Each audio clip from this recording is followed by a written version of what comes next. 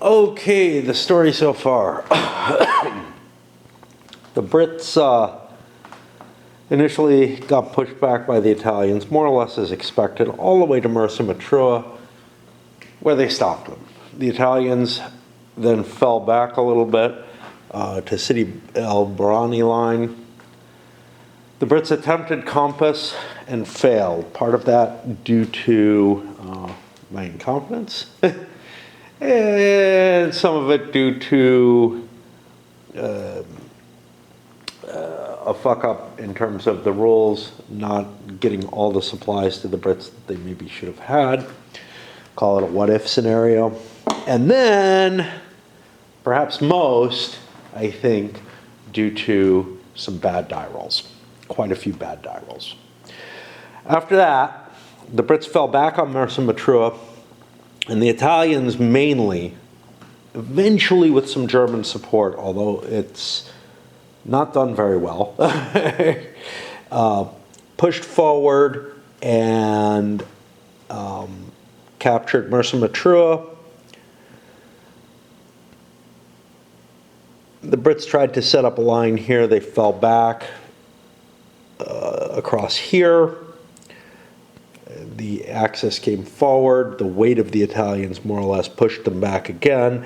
They've made it all the way to El Alamein. You've got a few Brits trying to escape where the Ariete division had kind of cut them off, and others have made it back to Alexandria. It looks to me like this is going to be a massive Commonwealth defeat. They just don't have the troops to hold off the weight of the Italian army. Given that the Italians didn't suffer too badly, in fact, much at all. I mean, there are a lot of Axis units dead, okay? Many, many more than there are Commonwealth units dead, but they still had a lot there, and they still have a fairly decent amount of pretty good stuff, and the Germans are starting to show up, and there just ain't anywhere to defend anymore, except maybe the causeway and the river line here. The river line would be a big deal. That is, if I can defend it, I think impassable. Yeah, that's prohibited to move across. Therefore, well, there's these arrows here which look ferries. I don't know what they do. Can you move and attack across ferries? Ferries cost you all your movement. Looks like you can attack across them. I don't know. I'm going to have to look in the specific rules, see if there's anything about that. Because otherwise, you would only be able to cross where there's roads, etc., which is still pretty functional. I think you could probably cross using the railway as well. You would assume the railroad bridge, yeah, railway can be used. So, you know, there's plenty of ways across. I don't have to rely on those ferries to get me across. And unlike in the Africa game that I played, again, the first one, just like this is the first DAK, and both have been sort of the second version, the second edition has been more popular. In DAK, I don't think there's a huge difference between the two editions. In Africa, I think there is a humongous difference. I think they got rid of the very OCS-like supply rolls that exist in the version that I have. I kind of like, I prefer the version I have, but whatever, you know. They're not as bad. I don't remember the supply being anywhere near as painful in terms of shipping stuff back and forth, which is a lot of what I've been doing, especially for the Axis. I'm just counting truck routes. And I mean, yeah, there's this little cheat sheet that, you know, you can use, and you can like say, well, I'm 3 movement points away from Tobruk, so I add or subtract 3 to the distance and whatever. But not all the towns I want are on there, and then there's some that I just have no fucking clue where they are. Like I know where, what the fuck is it? Msus is, but I don't know where El Melchili is. That might be somewhere on the hills or something. But, you know, so there's, like, when I skim through looking for a number, I don't necessarily find a place I recognize. Or I see Msus and I'm like, yeah, well, but I don't really want to go there. That seems like an ineffectual route in the sense that maybe the best way to get there is to drive down to Benghazi and across. I'm not. It certainly isn't across the desert, and that's, well, for trucks. And all these movements are in truck movement points, not anything else, which also complicates things because I need to know tracked movement points.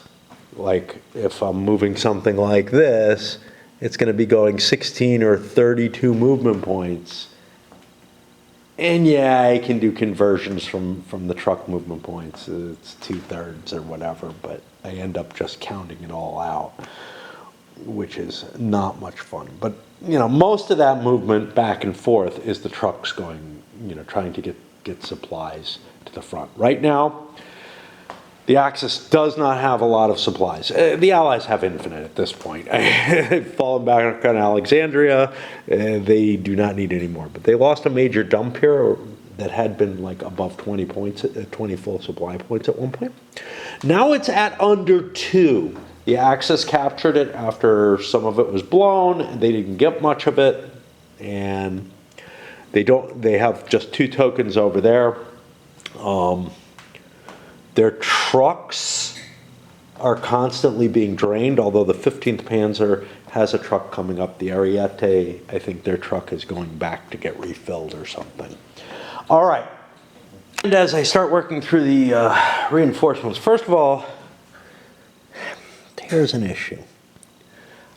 I have a Gladiator coming in. This is the first thing. And the only Gladiator I have available was in the removed box. It was damaged. I'm bringing it in full strength. I'm not sure if that's how it's supposed to be or not, but there's nothing about it returning. The other is, I got a little note here, 2RHA converts to yellow. So this is the deal.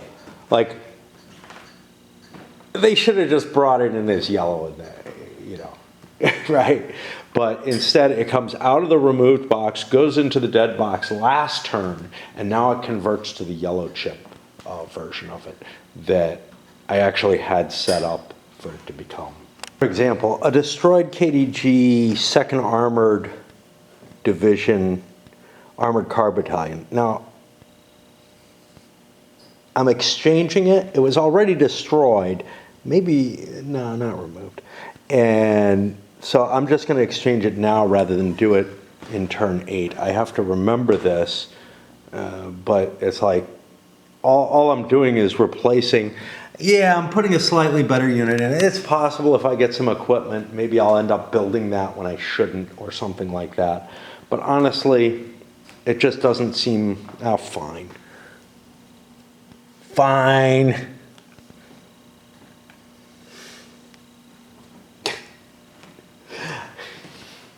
One of the problems is if I run into this, it's going to be a problem. And then I remove all living 2nd Armored Division units and replace them with equivalent equipment and packs replacements.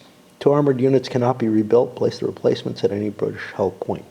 So yeah, the 2nd Armored's dissolved. That Armored Car Battalion becomes available. Everything else, I don't know if there is anything left. I think 2nd Armored is, so some of it's over here though. So I guess that's gonna like turn into replacements that could come back from Greece. I don't know. Because 2nd Armored got called into Greece. Here on turn 12, first of all, I put this down to indicate, hey, we start rolling Greece there again. This is the earliest Greece can fall, but the Tiger Convoy is listed here. Now, over here, players can elect to either receive it historically or on demand, but they must decide before play begins. It's basically a set of equipment replacements and a hurricane that doesn't show up at the same time. Well, I'm going to give it to the Commonwealth early. They're allowed to take it any time after April, so instead of following that, I'm just going to demand it early. You don't roll any dice to see how much of it comes in or anything. I don't know what the fuck this is. Units and replacements can be stored here. Oh, if you can't bring it into the port. Yeah. But these ports have like infinite capacity, right? No, they don't. Oh, that's interesting. I thought the reinforcements didn't count against their capacity, but it does. I don't think I fucked up yet, but it's possible, especially like if there's a lot of Greeks coming in or something. I wasn't certain of. Apparently, removed units indeed can come back. 7th Medium Artillery Battalion out of the removed box. Looked for it in the counter tray, wasn't there. And all told, I think we're ready to go. Again, that truck has nothing. Those are like tree people. I think it's hard to tell. Their labels on the truck are gone, but I think that's a big chipper on the back. Has nothing to do with my internet situation. Yeah, I think we got the reinforcements down. Again, for the Axis, most of them just flow into here at the beginning of turn 1, so I just put them there. Got a couple of equipment coming in over there. And an interesting little thing of note, 15th Panzer, they took some losses through shipping. Given the kind of game that it is, I almost feel like there should be a die roll for all units coming through to see if they're damaged or whatever. But anyway, I mean, there's just so much randomness in that kind of stuff in terms of like, look, the Greeks, you know, how many Allied units get pulled away? It depends on how early the Greek campaign kind of starts building up. And how long they're out there? Well, again, you know, that is a die roll. We are beginning to get some British units, though, coming in. You can see, like, South Africans starting to come in and everything. That'll help a lot. So just a little too late.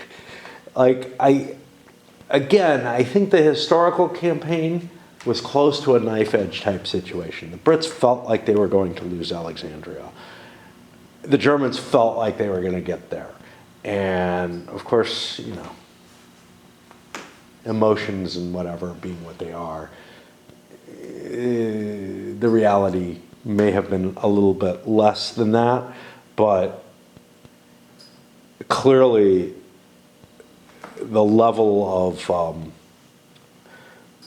of success that the Axis had in pushing the Allies back quickly means that there's just not, you know, the reinforcements just aren't coming in time, I think, to save it. Maybe. They're not coming in time to save the El Alamein line, obviously, but, you know, maybe I can defend this little causeway here. Maybe I can defend some of the river crossings, shit like that. Wow, that thing's loud. It's actually a big vacuum. It's a giant vacuum. Okay. And, yeah, I mean, there's not that much coming in for the Axis. So, and the decision on the Fliegen Corps. I think I've got more than enough supplies in Tripoli. I haven't taken my quarter yet, but I think I've got more than enough supplies in Tripoli.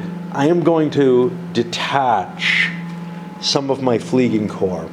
Now, how much of it am I going to drop off? I think I'll take a BF-110 and a Junkers 87. That gives me a little bit more bombing. That drops this down to only a +1, but that'll still usually give me my full supply requirements. It's a weird little trick you can do in this game that was pointed out to me by, you know, one of the guys viewing it who is experienced with the OCS in a way that I'm not at all, obviously. And it utilizes the sequence of play. So, without the hip shots, I've been having trouble getting overruns set up properly, right? And it's like, okay, if I get a double turn, I can do an overrun. But you can kind of construct something similar. So, what's that doing? Well, that's relying a lot on, hey, do I just get lucky? But you can set something up using your reaction phases. Now, let me try to figure it out in my own head. I read through it. It gave me the idea, in my head, and I remember that, yeah, there was something like this you could fucking do.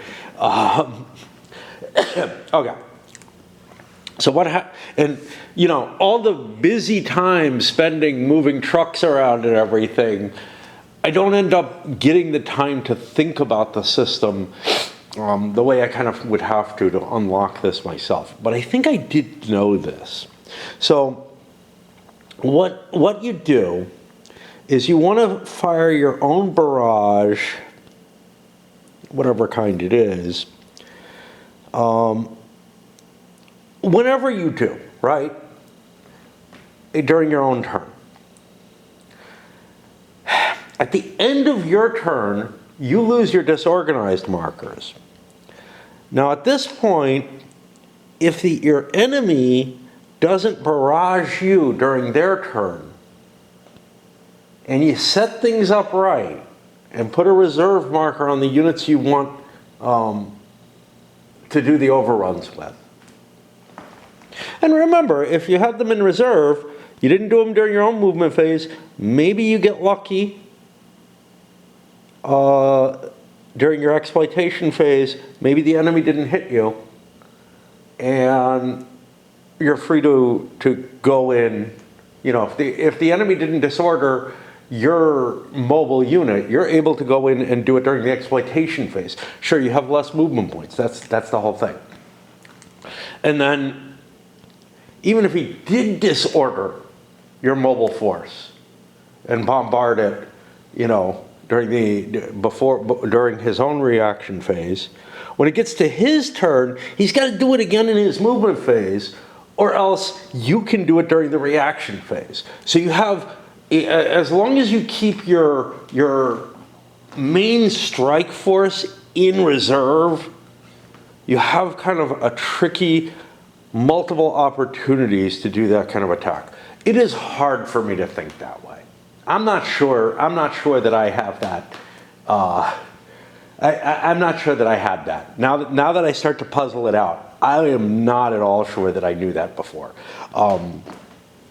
This is really, though, using your reserve marker and just committing to, look, if I'm not getting the attacks that I need to get in, if I'm not getting the lucky double turn or something, on the turn that maybe I first get the option that it might happen, well, or if I'm in a position where it can't happen because I've been forced to go first every turn, right?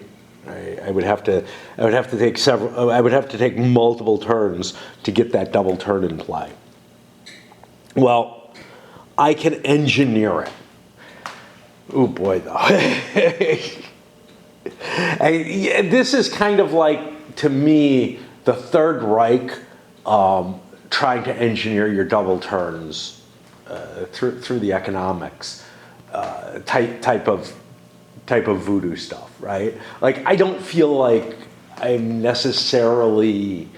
I just feel like I'm playing the game system too much at that point, rather than there's this sort of clean path forward, right, with the normal. With most games, but it does. So I don't know even what to put it as. Obviously in an OCS, if I have the hip shoots, look, you kind of can't stop me, right? Because with the hip shoots, unless you have me disordered going into my turn, I can bomb you and I can move. And then you have to do it on your turn too, or else I could conceivably get away with it with the reaction phase if I've got, the exploitation marker. But that's sort of the same thing. But the thing is, yes, I can cause a disorder to you. Let's see where I would do it. So if I would have to do it during my combat barrage phase. I would have to do it during one of my barrage segments on my turn. And not, and then I can either do it during my exploitation phase, I can make the attack, or I can do it during your turn during my reaction phase. And the key is, you just have to hit that reserve unit each time in order to stop it, because eventually, I will be able to get disorders on you if I have enough firepower and whatnot. One issue with that is have enough firepower. That required having either air superiority or spending a whole shitload of supply on artillery. Like, if you're going to keep disrupting the enemy, you have to put a lot of oomph in. Now, I was putting that oomph in already with the Axis, at least, because I had the air superiority at most times. The Brits had a lot of trouble. First of all, okay, so the Brits had trouble with two things. And if we go to the 7th Armored and why it fell apart, one is the Brits never had the air superiority and couldn't use their bombers there during the Compass period. And the second is I did not send my artillery to support them. And I didn't send other, and if I wanted to do this kind of tricky phased stuff, I would have needed another stack in front of the 7th Armored to conduct the first engagement. I'm still iffy, though, about whether I could have cut. It just feels to me like I had two defensive clumps in Bardia and Tobruk, and it would have been tough to take them both. Now, Bardia, Bardia has protection, so it's kind of hard to get right up against it, even if I'm playing with the 4.3 rules that say, the port won't work if you do that. So, gosh, I don't know. Anyway. As to my circumstances, the internet outage and whatnot, and me being awake for far too much of the night, morning, whatever, meant I didn't go shopping. And I ended up falling asleep like sometime around 5 or 6 p.m. or something. Like, not that early, maybe 7 or 8. My time says 6 or 7, so now it's like I had several hours of sleep at a time when I'm gonna end up with a fucked up schedule. I absolutely need to go shopping, though. I really do. I'm at a lunch meet. That's the big thing. But I'm also running low on other things. Really low on things that I'm like, whoa, I'm out of that? How'd that happen? I mean, there's stuff like salt and pepper that just like, I can probably make it another month off of each of them, maybe 2, but I don't know. Here it is, Wednesday. Pretty day. I absolutely need to go shopping. If not today, tomorrow, but, really should do it today. Got up a little late. Been getting up late the last couple days. 10 hours sleep, whatever. And I also just don't feel like I can move yet. So I'm going to see playing a turn gets me anywhere. Got to pay attention to changes in the month. I did not quarter that yet. No events, no weather. By the way, the cost was 6, which would be obvious if you looked at it, but yeah. 6 full SP. Imagine what that would be like up in the front. There's 6 extra SP up here. The Brits got initiative, and they're going to steal it away, taking a double turn. This is their chance to get their units out of there. I did the setup for the month. Shit. This is my new pipe, this guy, and it spills. I have a few that do, and I gotta learn not to play games with this one. I accidentally, and this is because of my eyes really in the light, I'm supposed to put 2 Blenheim 4s, but 2 Beaufort, it looks like there. I don't know. I can't fucking read. No, those are Blenheims. That's just, my eyes are getting so fucking bad. As the Tiger convoy comes in, I build myself a bunch of armor from that. Okay, great. I got the plane isn't coming in yet, it has to train. But actually, well, I'll leave it like that because it's kind of special. But in doing so, I started looking at my dead pile. I don't know, I got guys who are kind of blurred here. But I'm unable to find a unit. Basically, and you know, I have to go between the rule book, between what's here, and of course I come over here and it's upside down. I have this 4th Brigade of the 7th Armored. Has the 60 RTR. It has 2 more units that are required before I can rebuild it. One of them is the armored unit that I pushed here, the 2 RTR.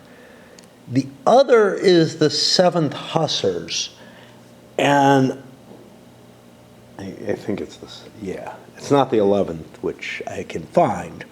And I can't find these 7th Hussars. They're not here. They're not down here. They're not over here in the Greek box that I see. They're not on the board that I can find, you know. And they're not over here. And I don't know what the fuck I did with them. You know.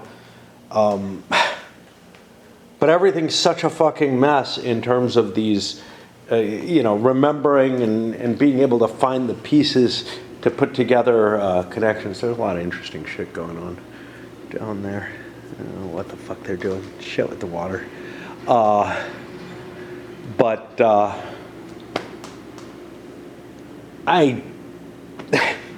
You know, I'm left with this, okay, I know I fucked something up. I know something's wrong, and I should be able to equate where that is. By the way, these are great payoff.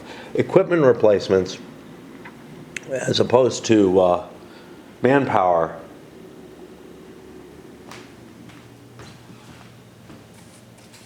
Like, I thought I was screwed because I had no manpower coming.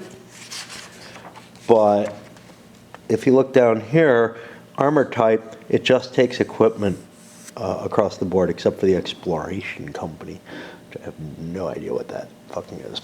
But yeah, I mean, I'm able to bring in a whole armored battalion for 1 equipment replacement. Yeah. But equipment replacements are kind of rare, so I don't know. I feel like I have to find this unit and figure out where the fuck it is before I can go on, though. And this is one of the things that bloats the length of time for turns, is that, you know, I'm pissing around and I know it's on the board, or was at one point. I remember the unit. Maybe it's on the floor somewhere. I doubt it.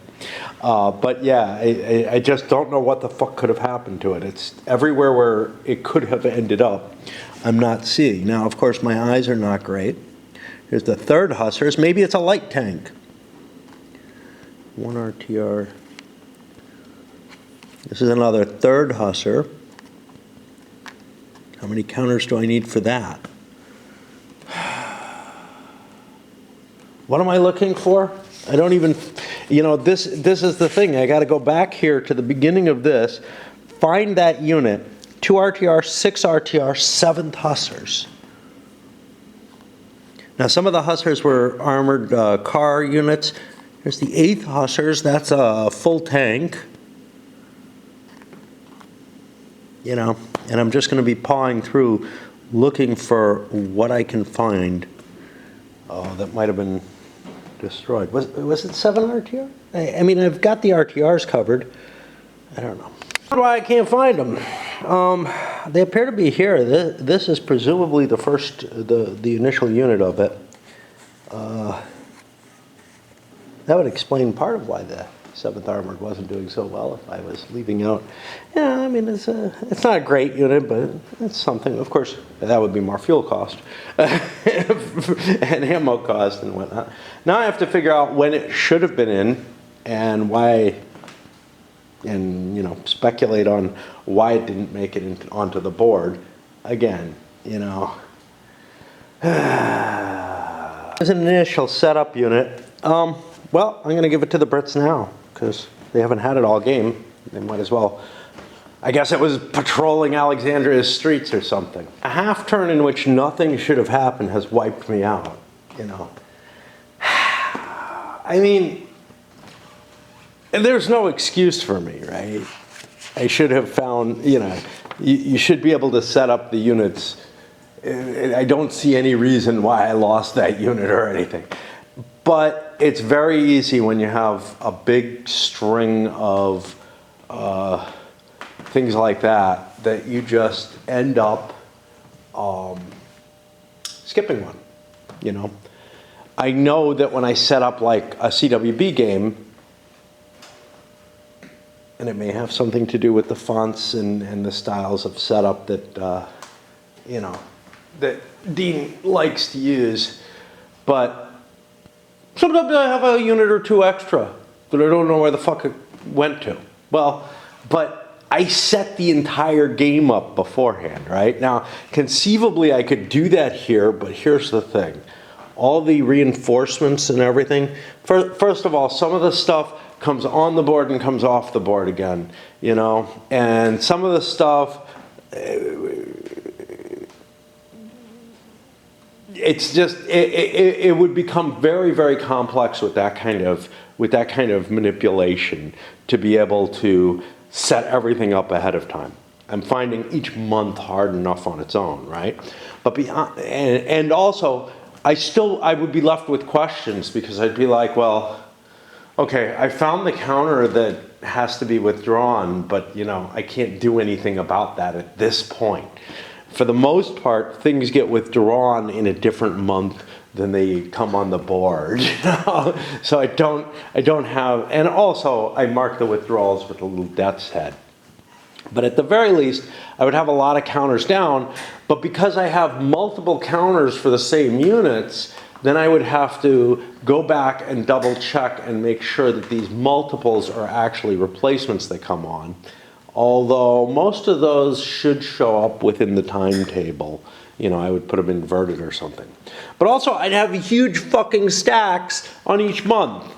Every single month. Because it would have to have all the different turns. You know, it's... And obviously, you know, I could arrange it in a counter tray or something.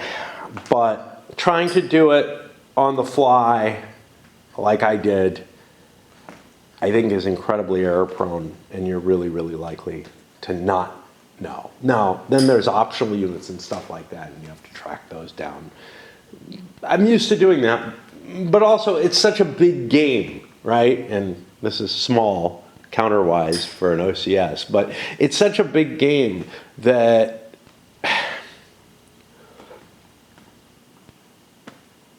it blows up the problem. It makes it a bigger problem. Not that I don't make little mistakes in everything. Not that this is a major thing. And why am I harping on it? Because I had to track it down and figure out what the fuck was wrong, right? And I had to, you know, I had to try to repair it, which I've done the best that I can. But now I'm exhausted. And I got to do the Italian turn. And if I do go shopping, which I'm feeling less and less like, I had a nice breakfast. I had like a salmon sandwich that I made, frozen, fried up. But you know, digging into those pre-inflation stocks that I still have. These guys actually went through the big defrost and refroze. So. It might not even be healthy, but I know that if I do go shopping, there's no way I can come back and do anything afterwards. Like, it'll be late, and I come back and I'm sweaty and don't want to do this. So I have to push on and do the Axis at this point, which of course makes it less likely I'll go shopping because it's already 4 o'clock my time, 3 o'clock real time. I got an hour before a raid, man. You just gotta get up earlier or something. I don't know. You know, the hour before a raid might not sound like that big a deal because, look, I don't have to play raid exactly when it switches over. But what it does mean is that I don't have a lot of daylight left. It looks like I do. And, you know, I got enough time that if I left right now, I could get back and it would still be daylight.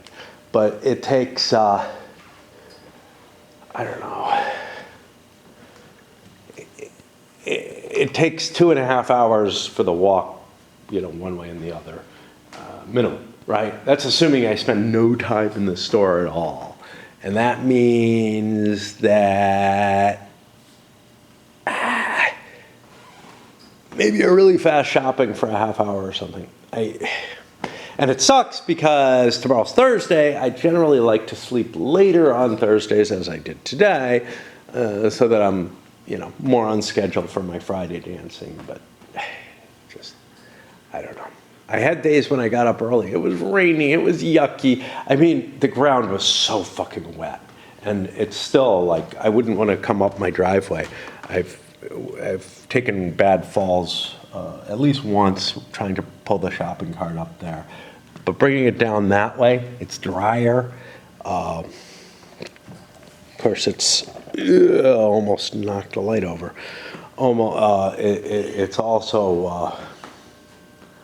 It's also not. And I'm not complaining about like having to haul my shopping. I like doing that in its own way. It's that I can't fucking seem to like sleep a normal amount of time. I'm either too fucking tired because I only get a couple hours sleep, or I sleep 10, 12 hours and can't get anything done. And I can't get anything done either way, which I believe is a built-in like protection mechanism against having to do anything. As we swing to the Axis, I guess the big question is what to do with the DAK headquarters. Right now, it's at the edge of drawing from Mersa Matruh. Now, there's nothing all that special about Mersa Matruh. Yeah, it's a port. I can pull 1 point in, 1 token per turn. But I've been focusing on Benghazi and driving stuff from Benghazi. And honestly, I think I get a better flow that way than I do out of shipping to the front and running trucks out of Tripoli. I'm not sure. It certainly feels a little easier because I don't have to deal with that off-map pay added 24 movement points. Sometimes that causes little edge case situations that I'm just, you know, that I end up missing part of a turn of movement or whatever from, that I will not miss with Benghazi at all, right? Because I don't have to try to manipulate it so that I have a chunk of 24 I can use at once so I don't lose multiple turns crossing the distance, even when, so the thing is, like, if I land here with, let's say 5 movement points left, just to take an obscene thing, and go to here, instead of it taking me, you know, if I stop here, it'll take me 24 to get here. I load up 4.5. Well, 24 and 24 doesn't let me slide all the way through. Now, if I can get down to the 15 to 20, then I'm okay because I get my movement points back. It's just, it's such a fucked up thing that I would rather avoid it.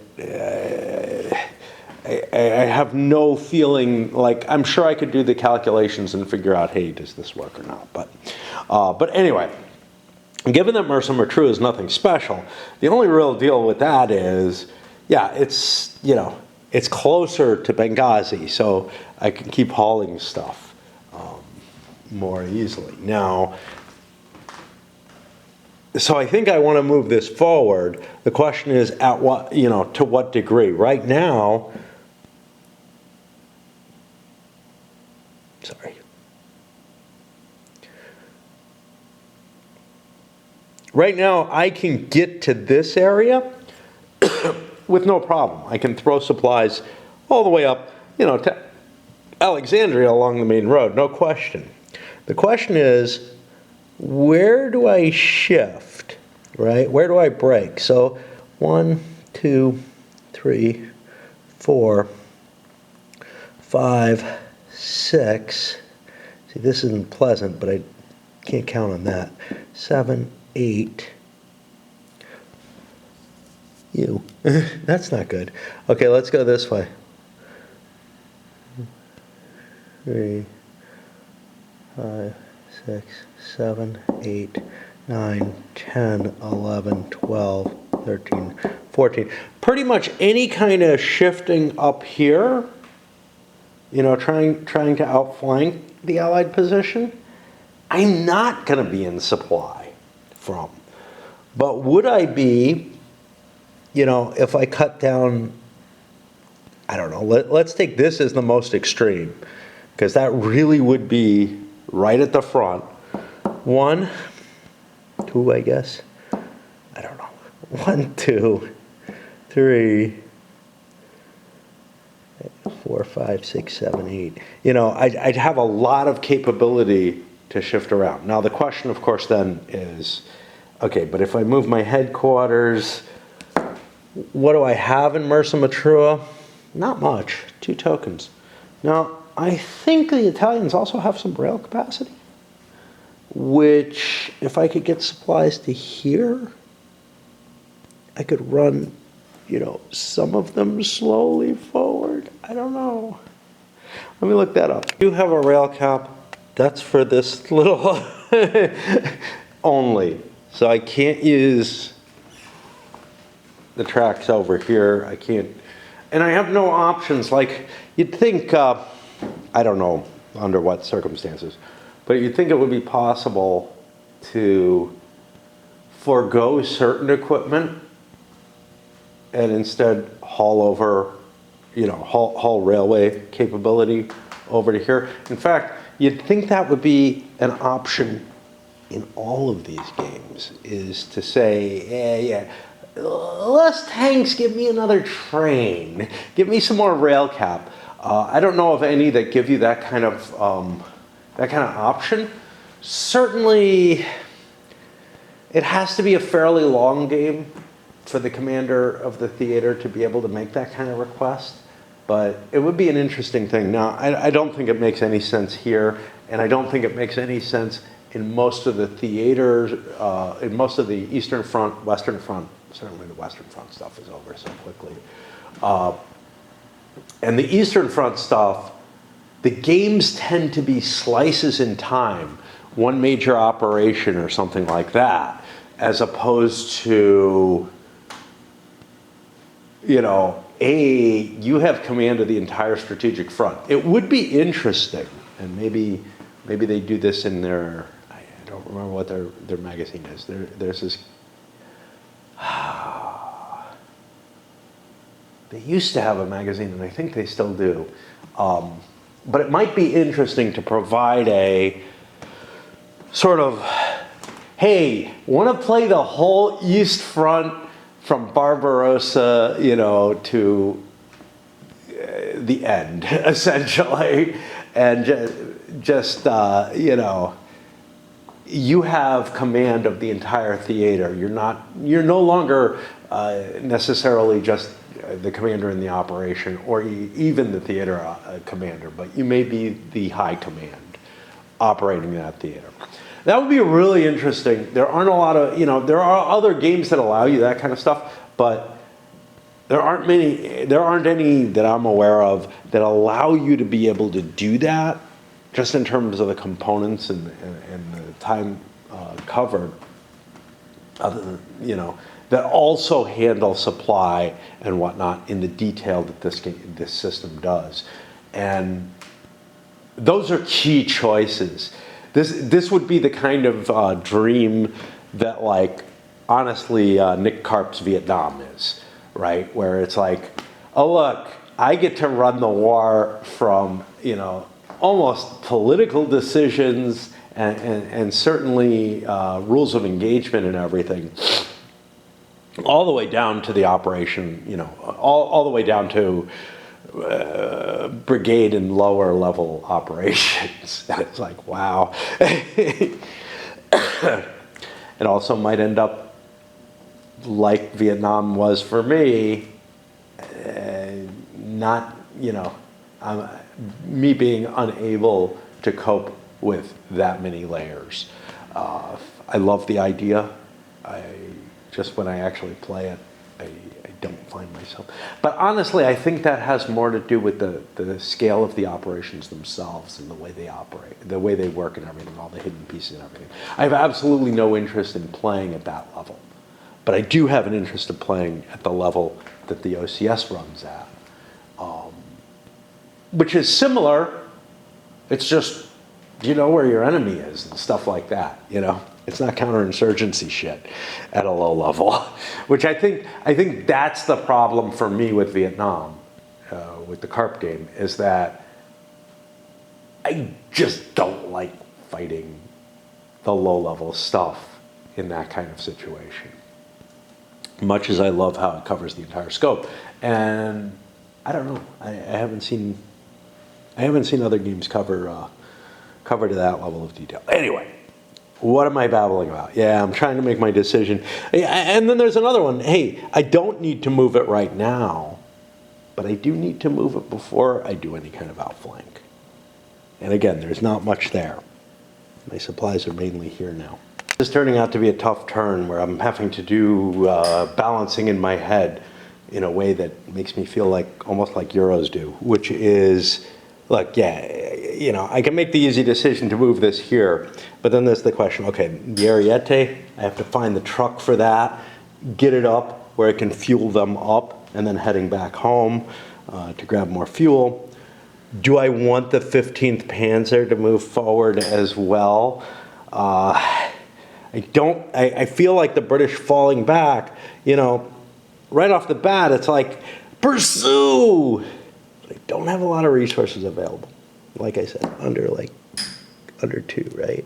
Yeah, under 2 supply here, which is, barely enough to launch an attack. Of course, I could ship more in. And I kind of far away with a lot of my units. These are entrenched positions. Over here's not, but that's almost going to be out of supply. Let's see. If I get my headquarters here, 1, 2, 3, 4, 5, 6, 7, 8. I would be in supply to launch an attack against his flank and maybe force him all the way back to Alexandria. But like, so many balancings, so many choices. The only thing that can do that is Ariete, really. And I've got to get the truck up there, fuel that up, and that means it's going to go around. But I think that's the way to go. I think, we have to act boldly here, and just keep making it so the Brits think they can't possibly hold their situation, because they don't know. Well, they have a pretty good idea how much supply I have here. They don't know how much supply I have back in Mersa Matrua, though. They might have a guess. But my tendency when I'm playing one of these games opposed is to overestimate my opponent's resources and always be kind of shocked when they don't just keep pushing forward like it looks like they're going to, Now, the full Ariete truck after going to Benghazi is all the way over there. I don't think I have the resources to make the bold move that is against my nature, but like I think would be the best move. I just don't think I have the capability to do it. I mean, yes, I could pull up resources with something else, but that truck is so, I mean, so here's the thing. That truck will get there eventually and will do something for those units, but it's feeling a whole lot less likely that I'm going to have the resources that I need up where I need them. And I don't see any port capacity anywhere here after Mersa Matruh, which means I can't try to cheat some points from Tobruk and, you know, steal from Benghazi this turn. Not that I can afford to. Benghazi's like not doing all that well anyway in terms of points. Now that I loaded that truck up, which is why the fifth light truck is just sitting there empty. And yeah, I just do not see, I think there's no way to do it. But I will fiddle around with my supplies and see if I can get enough. It can't be Mersa Matruh, can it? Well, actually it could. Ariete is all within range of this, so I could fuel them up from Mersa Matruh, move forward, put a threat in place at least, move my headquarters up to here, using Mersa Matruh again. Of course, I only have 2 tokens there, so like, yeah, come on, man. Where are you getting your supplies from? I do have some here. Oh, wait, no, I have like over 3 here. That's not an insubstantial amount. We might be able to do this still. Well, the first side of it is we have a hard time taking down the British fighter cover. We used up, we didn't lose anything, but we used up all of our decent fighters, ended up using, but succeeding with this, to knock out their 2 planes. And again, they didn't lose anything either. But we have a lot of bombers though, and so that was important. Because remember, we reduced the Fliegen Corps and brought some really nice, this guy in particular, into play. I think the trucks are going to do it. Remember, I have access rail cap. Well, according to here, it doesn't tell me how much, but of course then I look and I say, hey, maybe it's here. Yeah, it's snuck over here. So the Benghazi area has 3 tokens. Matruh line, if I get a random event, I will get stuff coming out of Mersa Matruh, another 2 tokens from there.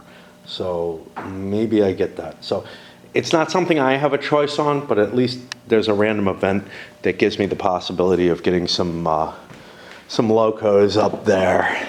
All right, but what that means, I've already picked up 2 of the tokens from here. I'm just not going to have enough capability to move materials forward, I can see, unless these trucks are full. Which, yeah, they are. That'll help. That's another almost 2 SP there. But I think what I'm going to do is start schlepping points up here to Barca. Now, unfortunately for me, Barca, unlike some other really useless places that I don't know where they are. I don't know where the fuck Gazala is. I know where Massus is, but Gazala is the lost place. I've been looking for it for a while. Oh, it's this. It's Ain el Ghazala. Okay. So, yeah, that's not a bad place. That's on my Derna Road. I'm fine with that. But I really wish that I had a number to Barca, because the cost of shipping things by rail is that shipping by rail is going to help me, but the cost of doing it is going to be mainly paid in me having to trace the trucks there instead of just looking up here. Now I can pencil one in.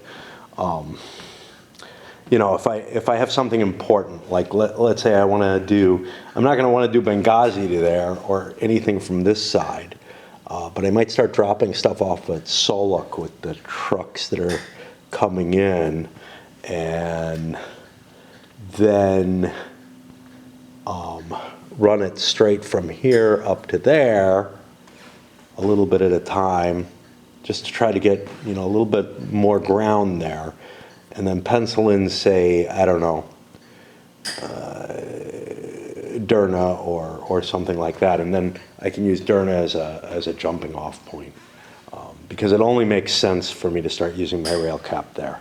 And I'm really hoping I get the Mersa Matrua rail cap, because an extra 2 tokens, you know, again, I can dump stuff there and ship it by rail a little bit, you know, at much lower costs. I still think it's the right move, but the best I can do is position myself here. I can't actually launch my attack yet, which means the Brits are going to get their hog and their hedgehog in place. I mean, I could conceivably get a die roll, and then I have movement, so we'll see about that. No spotters, huh? Don't wanna, I mean, I took out the fighters. I might as well bomb it, I guess. Likewise, DAK leader here, is that like Kesselring or someone probably, is in position where he could actually push forward as well. And of course these, I think, yeah, that's all infantry, that's fine. I can move that. So yeah, so where am I in the sequence? I would be hitting my air barrage. This is when I'd have to do my bombardments if I want to do an overrun. Good luck with that. Now the question is, on the reaction phase, the Brits, who for whatever reason have no reserve markers in play, and I don't know where they could have had them, right? I am guessing they could have one here. Let's put one there just for,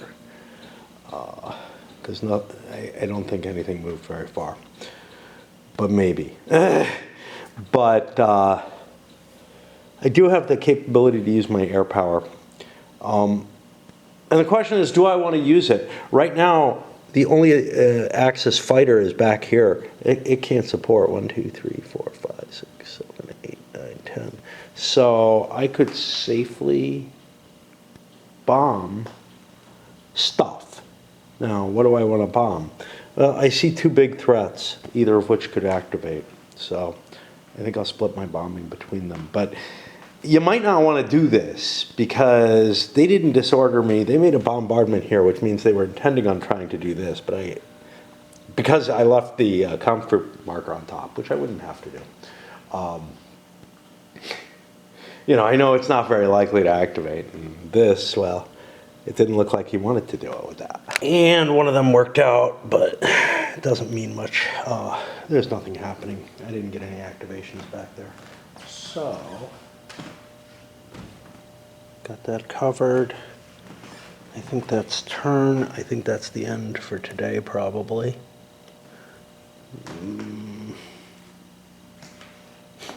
A lot of work for very little outcome on this one. You know, I had to basically not just do my truck shipping, but do my truck shipping before I did anything else in order to figure out what I could possibly do back here. A lot of the Italian forces spent at this point. I expended all the air power and everything. Is that terrible?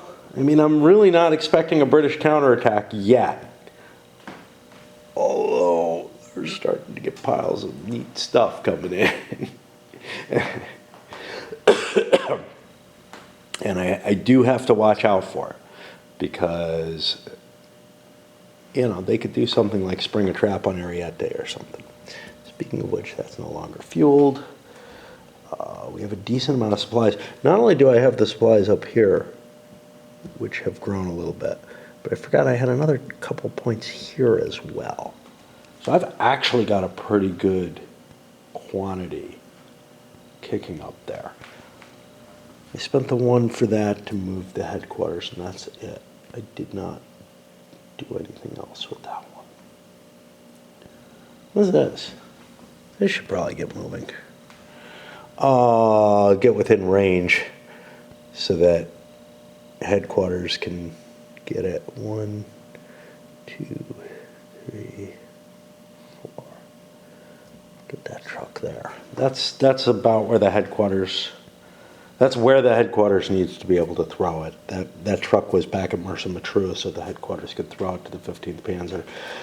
You don't want to use that yet.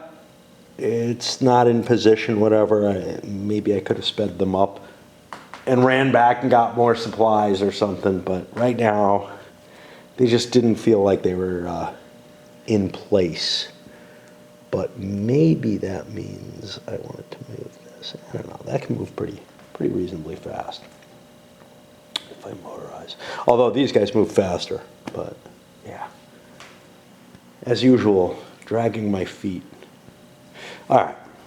I guess I go to nighttime mode, which is basically I drown myself in raid watching videos. I have very few thoughts, like I have very little capability to think, or the whole point is to prevent me from thinking about, I have to go shopping, or the rest of it, or the shit that's real about life. Just put that out of my brain completely. It really is like a drug. And it's not just raid, it's whatever I do. Everything that I do to put myself out of having to worry about reality.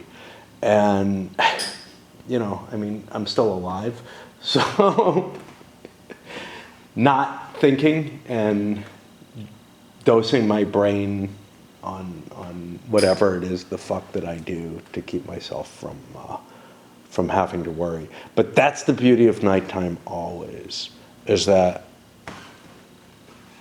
I almost always feel like, well, I can't do anything now, so I should stop thinking about it. I should stop worrying and whatever. And worrying doesn't help either, because that just keeps me awake more.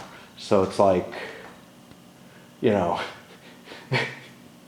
I might as well be enjoying myself, and maybe I pass out early and wake up in time that like I can worry immediately and do something. Didn't work today. Running out of food. Not terrible. I'm not gonna fucking starve. I can walk 25 minutes and get food. You know, it's not hard. It's just like, I don't do that, right? Because it's more expensive and it's not what I'm used to. And I need to get my supplies for the next 2-3 weeks, whatever it is. And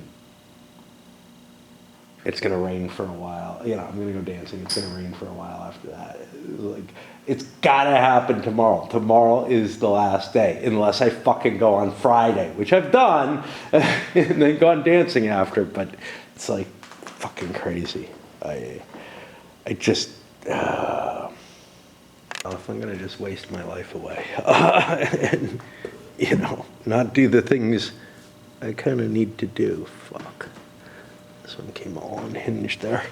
I might as well push another turn out while it's still daylight. I may need some lights, but it's okay. I got an event. The Royal Navy bombards coast. Now this is really unlikely to happen, but there's 2 of them in the historic compass situation. Now, what they give is a 12 barrage points for a barrage coastal hex this turn. Cannot be combined with regular artillery or air fire. Doesn't apply to no friendly unit adjacent. Shift to the barrages. Nice little bonus firepower that doesn't use up resources. That's in the historical situation, but isn't very likely. And it's not available after January of 41. So it's a no event. I did not roll for initiative, so let's just do that. The Axis gets it? I don't know. Do they need to push forward? So these guys, first of all, the British Air, I shouldn't be pawing through and looking, not that it really affects anything for me, but the British Air is already largely neutralized. There's no artillery up there that I can see. It seems to me that I want to turn flip-flop, and yeah, sure, maybe I have to do hip shoots or whatever to get the overrun going, but although I don't know if I really want an overrun. I'm facing, I see a big 4 up there, which is as good as I am, which just means it's kind of putting it at a crapshoot. But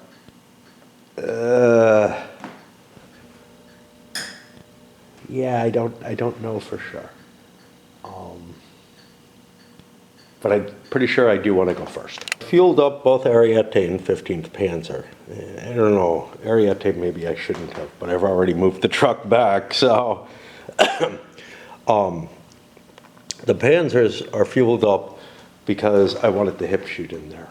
And I think we're going to be taking another British position down and maybe make it all the way to Alexandria, to be honest, on this turn. And the power of real quality stuff just is so evident. I had to leave a little bit behind, including my, I don't think that's armor. I think that's armored cav, which I don't think gets doubled. So I mean, like, it didn't matter, but I forgot to put the multiplier in on their combat capability. But they managed to get surprise. I threw DAK leader in. He got wounded over on the track. But now I'm going to keep punching through at the airbase, and you know, trying to think what I'm at. I'm like 16 movement points now. Don't think I have enough to make an attack on the headquarters with that, but again, I have the Ariete unit to continue pushing forward up there. And I get surprised by, what the hell is it? It's not good. A fort. Oops. Which gave me an attacker loses one, option one. I don't want to take a second loss off 15th Panzer to try to keep grinding into there. But oh man, that was not pleasant. I should have bombed them. That would have helped. I would have been able to do a hip shoot in the midst of movement and crack that. But honestly, I was worried about what might have been here. I wasn't really worried about what's in the backfield here. I should have been. I should have been. Oh well. And now I lose my capability for that hip shoot. Supply-wise, an interesting concern. Right now, I will be fine. 1, 2, 3, 4, 5, 6, 7, 8, 9. I can make it all the way to Alexandria for this turn, and I only need it for this turn, right? So it does seem worthwhile to keep punching forward. I'm running a little low on supplies back here at El Alamein, but I do have a couple more points here. I was actually considering spending supplies again to bring air bases up. But honestly, if I capture Allied air bases, that's better for me. I don't want to spend my supplies. I'm too weak right now. So, not going in mobile form this time. Did take my tank advantage, though. I had it this time. And managed to get surprise in this case, which is good. I'm not pushing further. I might have been able to move another hex, but I wouldn't be able to do the overrun there. Planes got dislodged, and one of them took a step loss. They might end up consolidating to give me a 3-point fighter, which is helpful. I was really hoping that the 15th Panzer would get me through and do most of the work. Now, there's a road going open. Not completely open. There's a zone of control here, but those are permeable in this game, right? Truck units can't move through it, but Yeah, but I think the Brits are going to have to give up another line unless they can bust this through. And it could be worse than that, because these guys still get an initiative check, although with DAK leader gone, that's gone down a lot. And they're fueled up. They could go again. I couldn't move everybody anyway. I think I could move like one unit into here. I had like one extra movement point on my armored unit that I could put it here, which would have allowed an attack on the headquarters. It might have been worth it. We're gonna leave things as they are though. After fiddling with the trucks, and hey, I actually used Barca. I calculated it out. It's an 8 movement point by truck. Great. I'm sending, I just sent one out from Tripoli on its way up the hill. These guys going over to Tripoli, trying to drain the supplies out of there and get them up more rapidly. I haven't shipped to Benghazi yet. I got to do that still.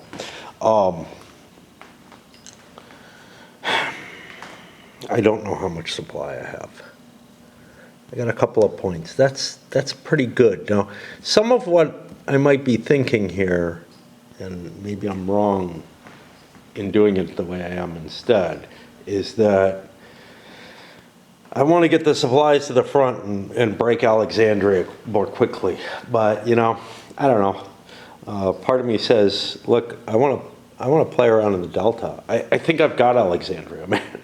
Maybe I'm swinging past the ball here, but that's what they tell you to do, right? Punch past your target. You thrust your sword past your target because you want to go through it, right?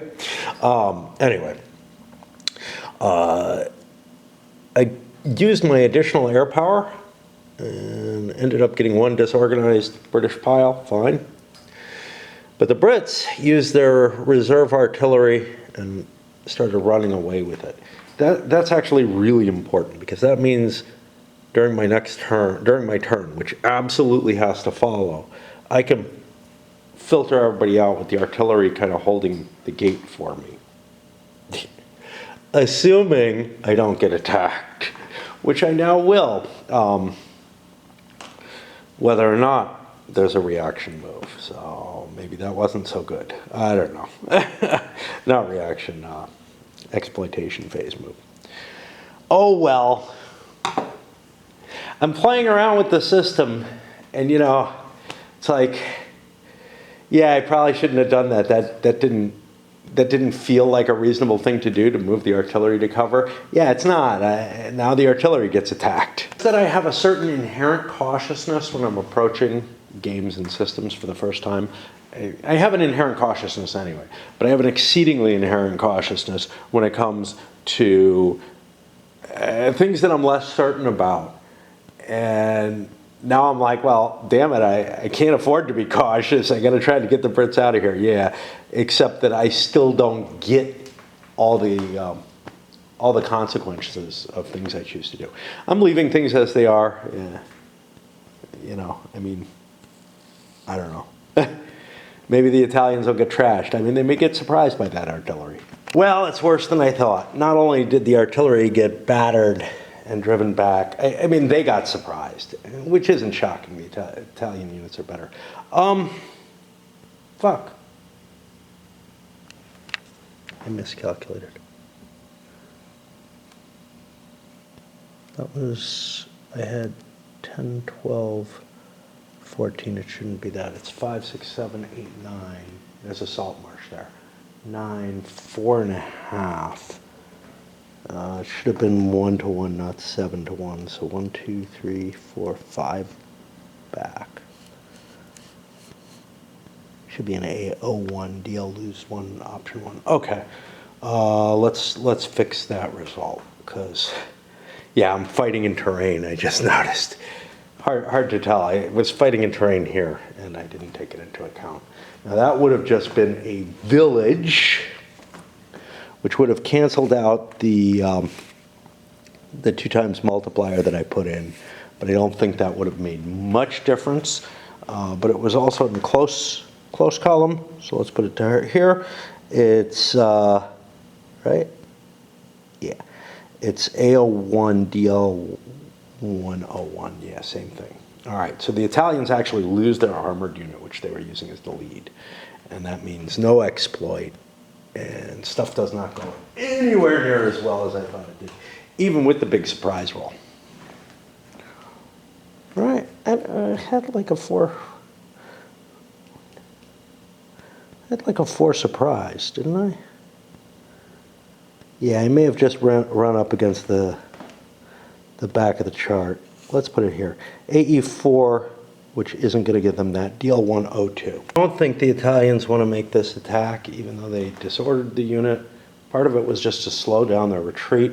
The Brits are holding the gate open. I don't like that. I don't know what to do. Maybe the Panzers will get a shot at them. I'm running. The reason I don't want to make this attack is I'm running real low on supplies. I think I've got nothing left here. Got like a token left there. And then I've got the 2 points that I've got here. That's the cost for, not accelerating moving points to the front. I could have gone and picked up stuff like this and hauled it back. Because Benghazi is not very rich right now. And the Axis get an activation by the 15th Panzer here.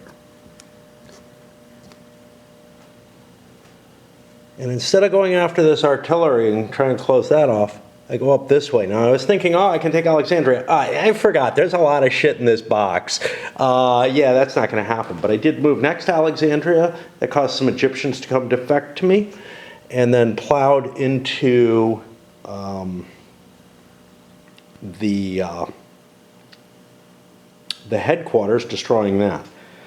Now, I probably have enough movement. I could still keep going into this sand marsh or whatever. I don't want to fight in a sand marsh. Fighting in a village is one thing. I lose my doubling fine. Half the time, most of the time I forget to take that anyway. The only time I took it was when I went into the damn village. So I didn't realize it was there. But yeah, I should still be in supply here. 1, 2, 3, 4, 5, 6, 7, 8. Maybe not.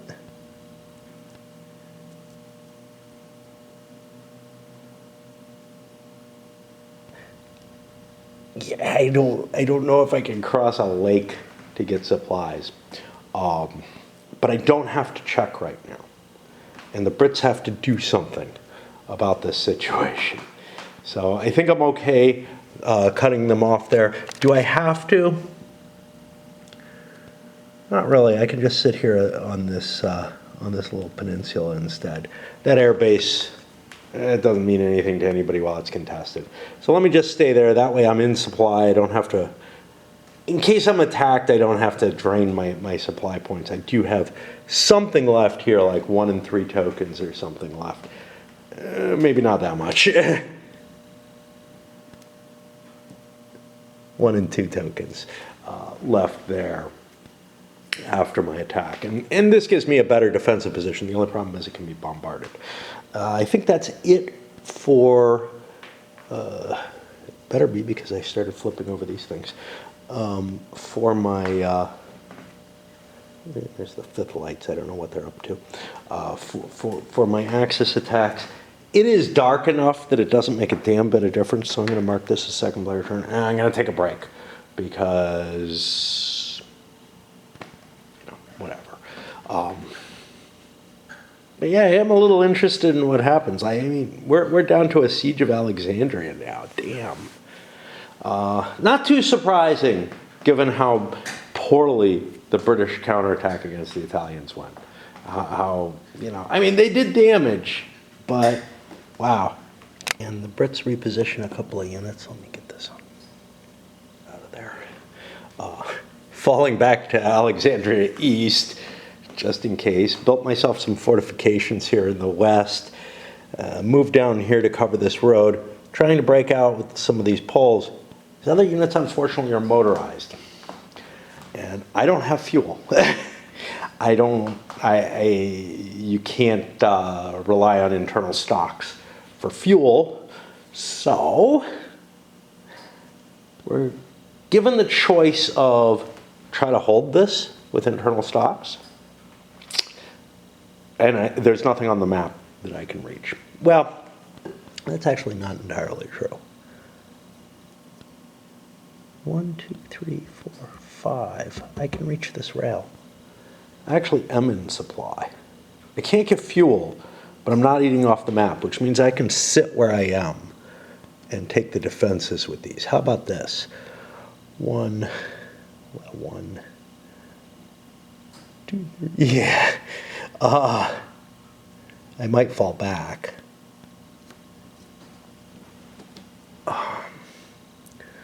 See, he's going to be in a supply issue if he doesn't. Now here he's at 1, 2, 3, 4, 5. This is to the road net. I can trace to there. Yeah, I can trace right to here. The 15 Panzer up here, the Ariete up here. Let's move all these Brits, command markers, whatever you want to call them, back. Some of these units don't exist right now, but I just keep them together there. So yeah, I can avoid having to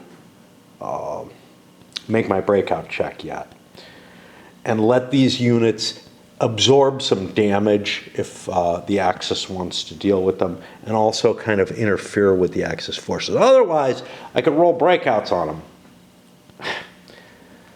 But I'm not out of trace supply yet, so I can't actually do the breakouts yet, and I'm not allowed to move them.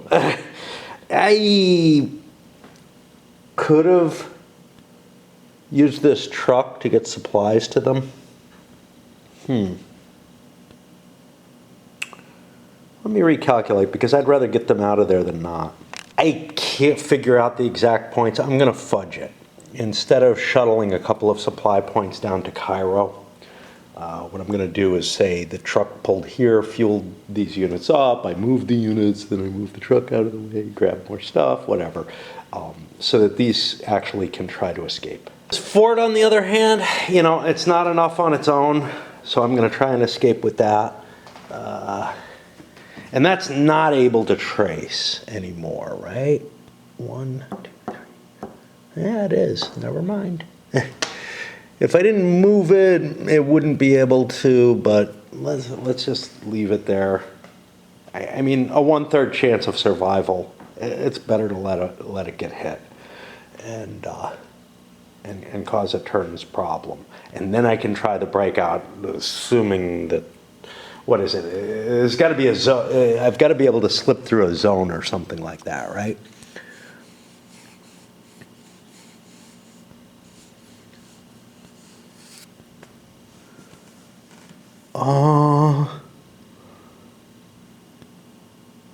No, that is not the case. So yeah, this poor Polish unit feels exposed. In fact, both of them do. This guy, motorized or not, couldn't make it very far because it was disorganized. You didn't see that in the situation, but yeah. And now, you know, everything kind of west of the Nile has more or less fallen.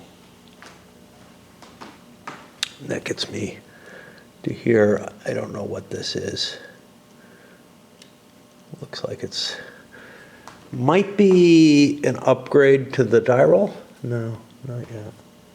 Yeah, I don't know what that's for. I'll find out when I get to it, I guess. That might be, I don't know what it is. We can peek. What is that? That's going to be, I wish these were just numbered by week instead of by day. So after 5, that's when the Tiger convoy was supposed to come. I have the feeling that I put it there for that, and I've already brought the Tiger convoy in. Is this? See, this is listed as packs. There's something else there too. The fuck is the other thing?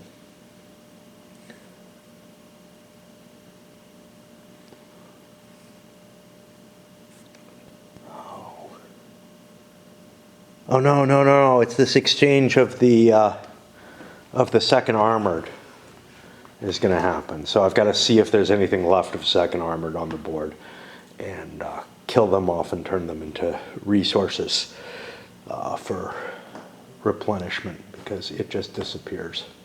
Okay. Wow. This is Thursday morning. Regular occurrence in my life is the more importance there is that I fall asleep, the less likely I'm going to.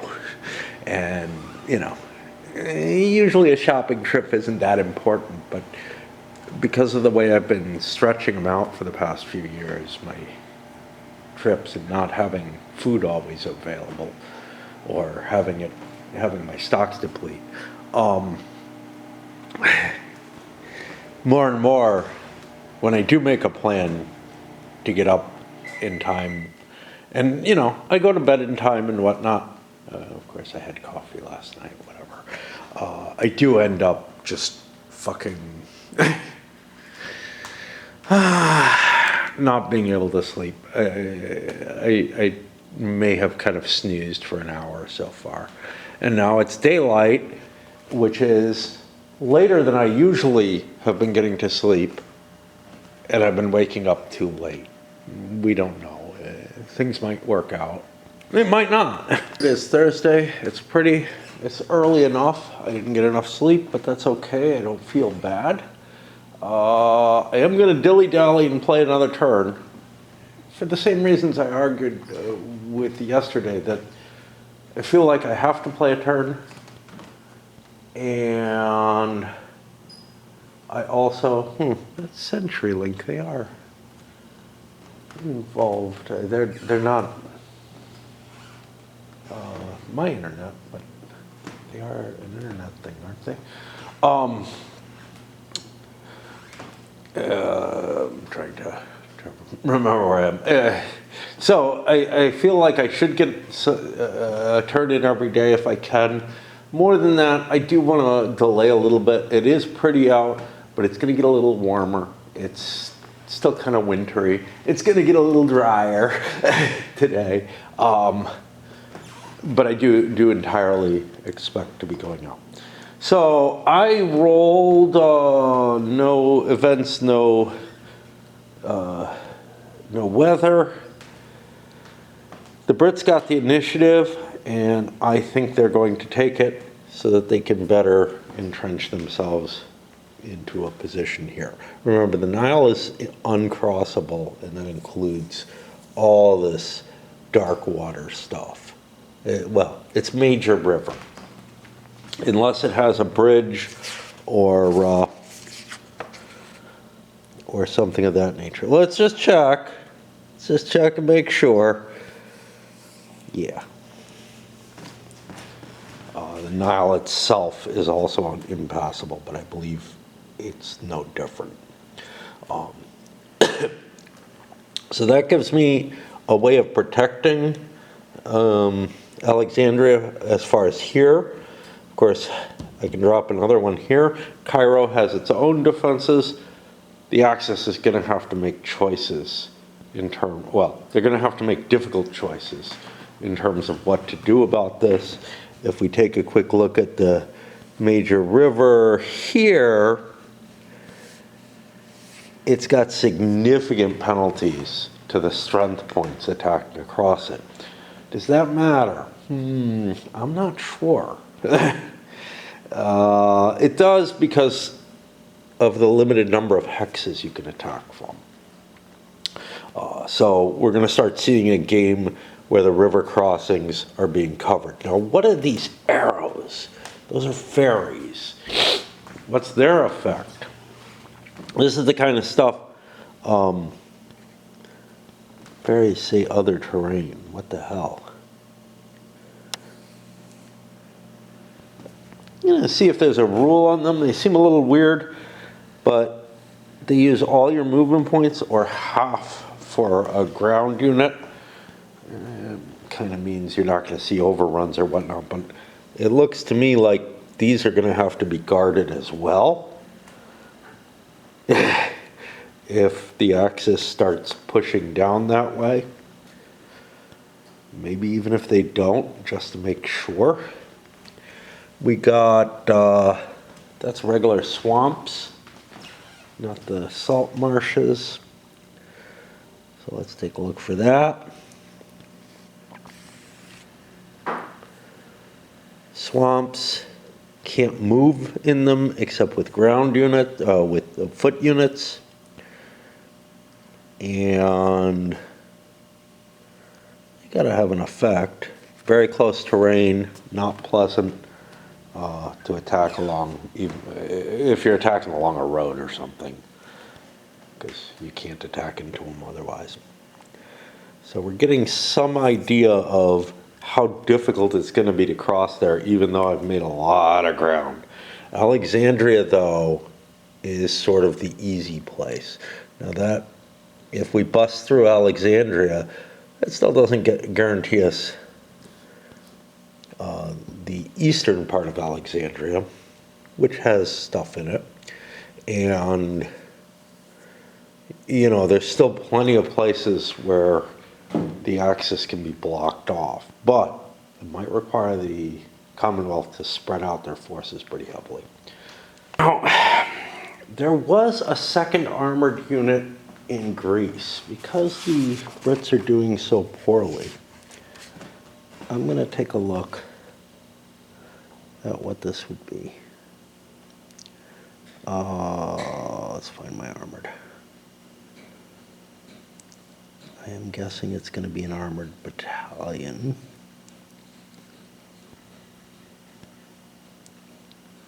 I'm not finding it. It's got to be here. Armored brigade. Huh. I'm thinking about putting a couple of equipment pieces in Greece in case that thing survives. All of the second armored got removed, and I bagged it. If any had been on the board, they would have created equipment and possibly manpower, but there's no manpower for an armored brigade. Each step is one. So, what that one equipment. So what that means to me is the dead units. Well, equipment there isn't going to help. I can't rebuild that or anything. Fine. But the units in Greece, I'm going to make a check to see if that unit survived when Greece is released. And if it succeeds, the equipment pieces, I'll come back. This is something I probably wouldn't do if the Commonwealth was doing well. I feel like this is kind of a, hey, call it how you like it type of result. Like I said, the Brits are going first. I've already rolled. They got some manpower actually, which they may use to rebuild. I have been, so legally I can't rebuild any Commonwealth units because they lost their headquarters, right? They lost the WDF there. I'm gonna relax that. There was a relaxation for Tobruk, I believe, to be allowed to rebuild things. I've also been rebuilding stuff in Tripoli. I could have left a headquarters there or in Sicily. I have absolutely, you know, I think there are certain locations where you should not have to, you know, rely upon such a thing. But if I don't, Western Desert Force should not be removed. It was destroyed. So I could actually rebuild that. But I don't feel like I have to rebuild the command center in order to rebuild units at this point. Again, it's just a matter of, Jesus, there'd be something able to put stuff together. It's one thing if I've got, you know, stuff, nothing on the map, but with stuff, or I'm sorry, yeah, if I had no headquarters on them, or if I had headquarters on the map, It would be a different matter. It would be like, well, yeah, but the Army Center's up there. That's where they would reform the units. But here, I just feel like that's too big a penalty for losing a headquarters. And the cost for building that headquarters would be high. It is 3 men and 2 equipment, so I couldn't even do it. I don't have the manpower. But if I want to be effective, I am going to need to build a headquarters at some point. I don't have that. I don't have the. I am trying to reach for words. I'm very tired. Obviously, I don't have the manpower that I could do it, but I also am not planning any offensive actions. I'm just trying to cover locations, but it is going to cause me problems in terms of supply, not trace supply, but dump supply. That truck is going to have to put dumps behind lots of units to keep them in supply. So, I just don't feel like the entire, Army command structure has to be rebuilt for me to rebuild any units first. And you can say what you like about it, but again, they made an exception for Tobruk in a similar sort of circumstance. A little cheat, I'm releasing the poles from their movement restrictions, otherwise they'd be stuck, unable to try to escape.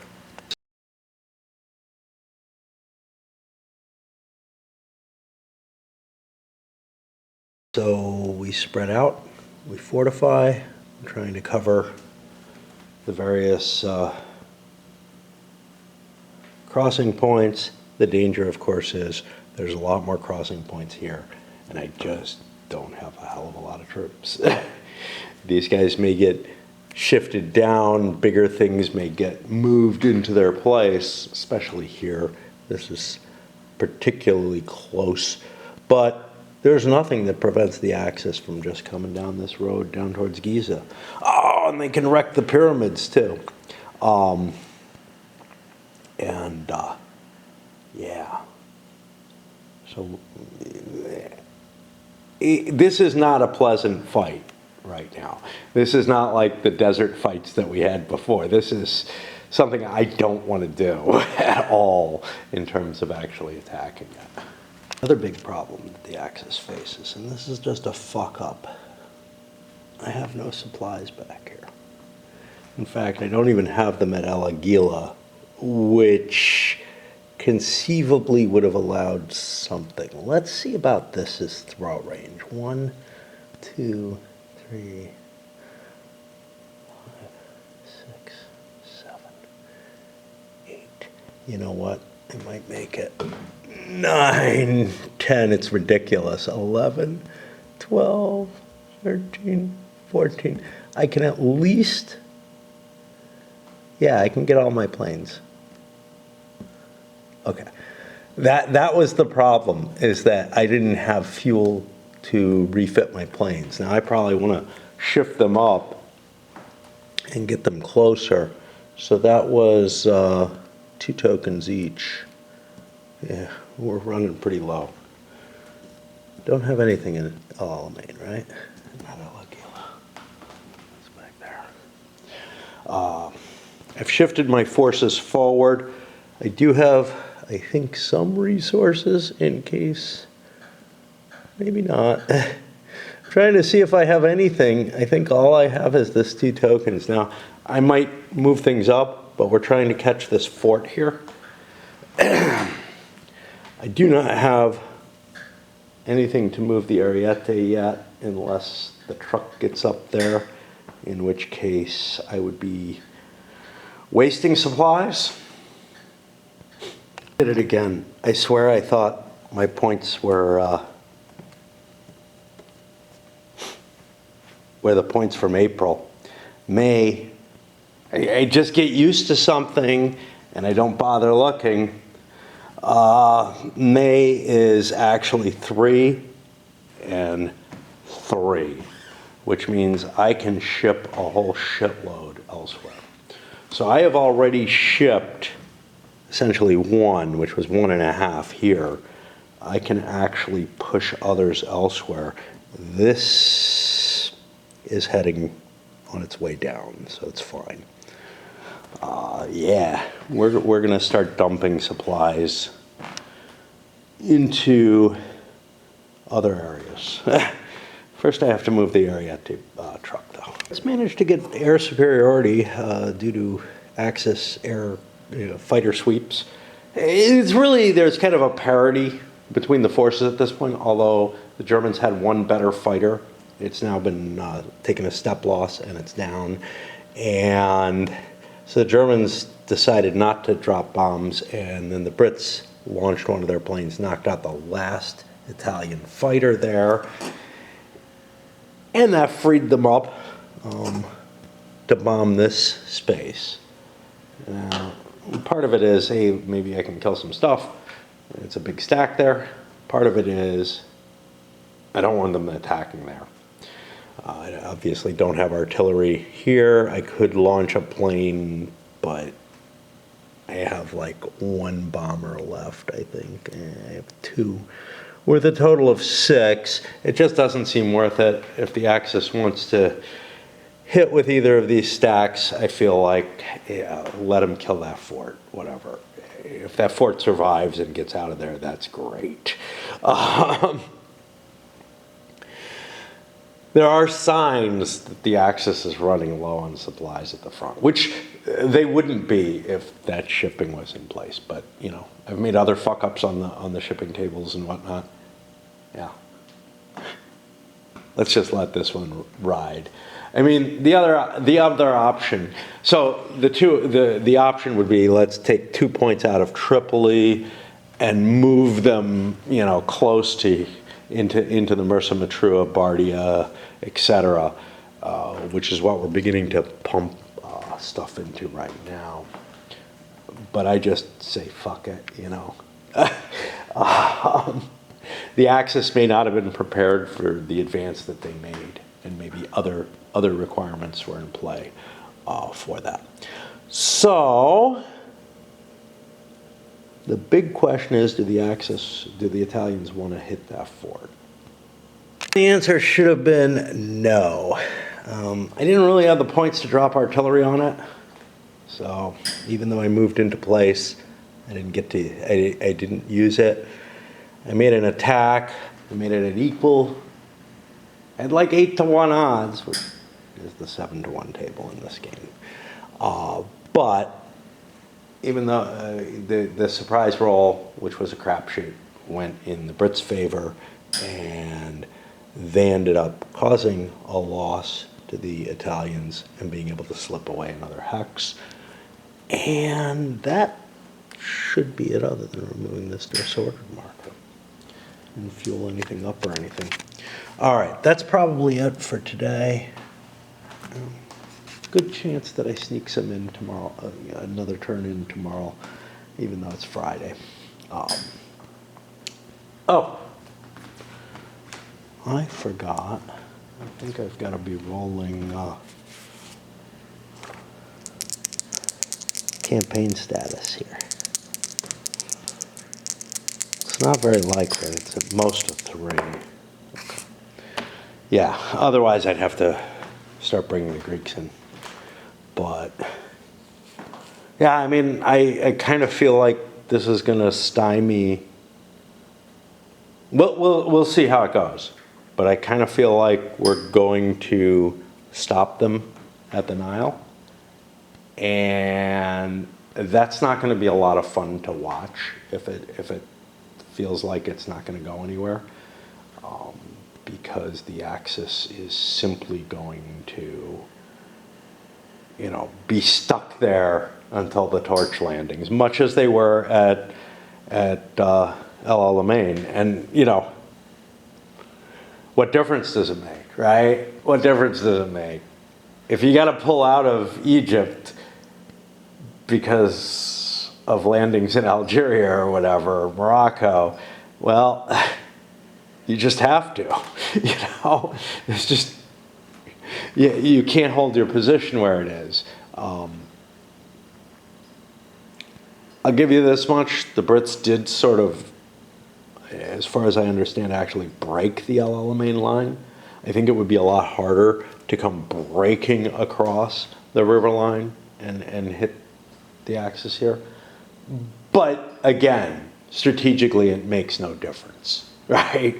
Whether or not the axis withdraws due to being attacked there or due to landings that aren't represented in the game at all.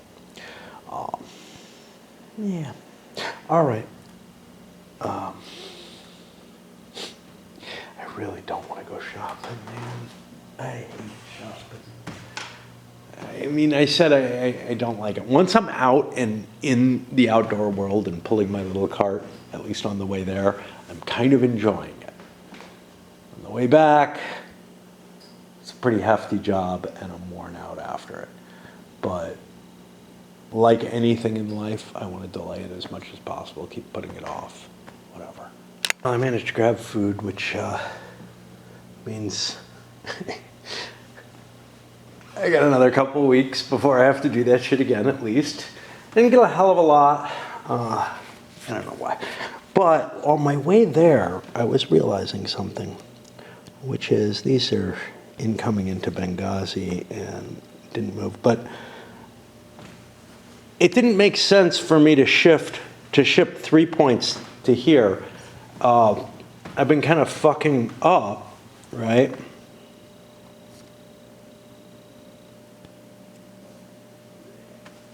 I don't know. Benghazi can only take 1+2. All right. I did fine. I thought Benghazi had a higher capability and that the 1+2 was because I was getting the 50% extra shipping capability coming out of Tripoli, but it turns out everything is actually exactly as it should be. I thought I could get some additional material into Benghazi because I thought it took at least 2, which means, I could ship a little bit more out of Tripoli to Benghazi than I could ship out to here. But with that 1+2, that's all I can send into there, unless I misread the way the shipping works. But I do not want to dig into the rules right now. It's raid time. It's past raid time. Hey, and it's still daylight and nice out and everything. I mean, I enjoy the walk there. The walk back can be somewhat painful. Sometimes it seems crazy that, I'm carrying at least 150, 200 pounds with me. But I stepped on the scale with the cart, and it weighs more than 20 pounds in and of itself. So I was like, yeah, I guess so. I guess that makes sense. I've never actually weighed how much I have in it. I'm just making a guesstimate based on what the cart's capable of carrying.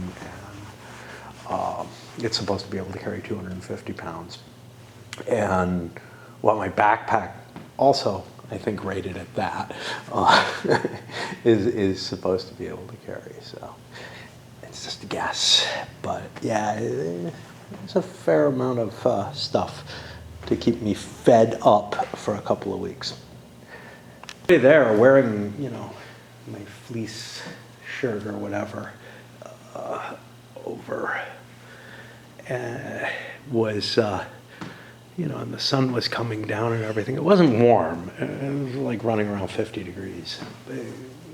Not bad but it is March now. But I was so dead tired that I just felt like I was falling asleep on the walk, right? Doesn't feel that way when I get to the store. I was aware and relatively okay, although I bought way too many sweet things for myself. And then on the walk home, not at all feeling that way, although I had to take my jacket off. It is Friday. It's kind of nice. I like to see a little bit of the snow on the mountains in the distance.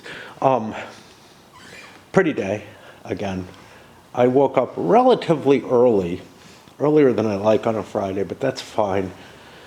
jumped into raid or whatever, and unfortunately it sucked me in pretty hard because I had to come up with a lot of money in it, like a lot of in-game money, and I just started selling off gear, and like I'm maybe, I don't know, a quarter of the way through what I need to do after an hour or so. The game just sucks things out, and I want to make sure I get a turn in of this at least. So let's get started. And again, I have the feeling things are just going to stall out on the Nile, and I'm going to say screw it. But we don't want to make that decision until it becomes apparent that we have to. Oh no! Churchill demands action. May 41, yeah, we're in there. Through July 41, maximum once per calendar month. The Commonwealth player must make at least 2 attacks during the coming turn or capture any port or airfield he did not control. Good Lord.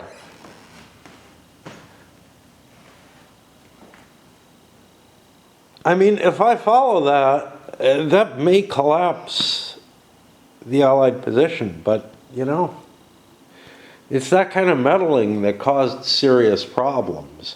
This was at a period in the war where, like, yeah, no, we really need to try to hold Alexandria, Winnie. Keep your fat, drunken ass out of here. The mastermind of Gallipoli strikes again. I blame him for the Greek situation. And yeah, he's going to lose Egypt, I think. The Brits win the initiative, and they're going to flip it over and force the Axis to go first, I think. Although we're relatively low on planes, that's possibly problematic. Our air power could be reduced very quickly. And then we have to counterattack. Really kind of shitty is that the Axis is aware of this British requirement. And so instead of moving up close to the Brits and letting them make an easy attack, I'm doing things like skirting around down here. Sure, they're going to be able to attack here no matter what. That's going to be horrible, but I mean, any of these 2 attacks are going to be horrible. But yeah, I mean, the Brits or the Axis is going to take advantage of this to force the Brits out of their forts to make the attack. And so we fuel up the Arietes, move them over here. This was really a matter of the truck got there. Let's move them somewhere. You know, I have almost no supplies for the Axis. It is really hard to get supplies this far east. I think I have like 1 token left, but that's after an attack. Moved these guys down there. That's just providing a threat to this general area. I'm in supply just fine back here from the DAK as long as I have these trails, actually. I can throw because his throw capability is so tremendous. And I launched an attack here after utilizing some air power, which I did not reflect properly.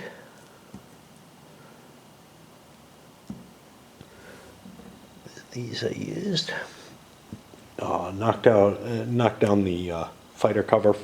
There was actually two Allied planes to defend, which wasn't too bad actually. And we disorganized them. They have no artillery here. Air power too risky. It would probably get shot down by the enemy fighters. So we don't want to commit our bombers, wherever the hell they are. I think they're just like padding with the fighters right now, which is somewhat problematic because I could conceivably air sweep them and knock them out. I haven't really bothered with it, but I probably should, simply because reducing the Commonwealth air power seems worthwhile. My fighters have enough range at like 40-something to probably hit any bases on the map, so there's not really any safe place. I don't know.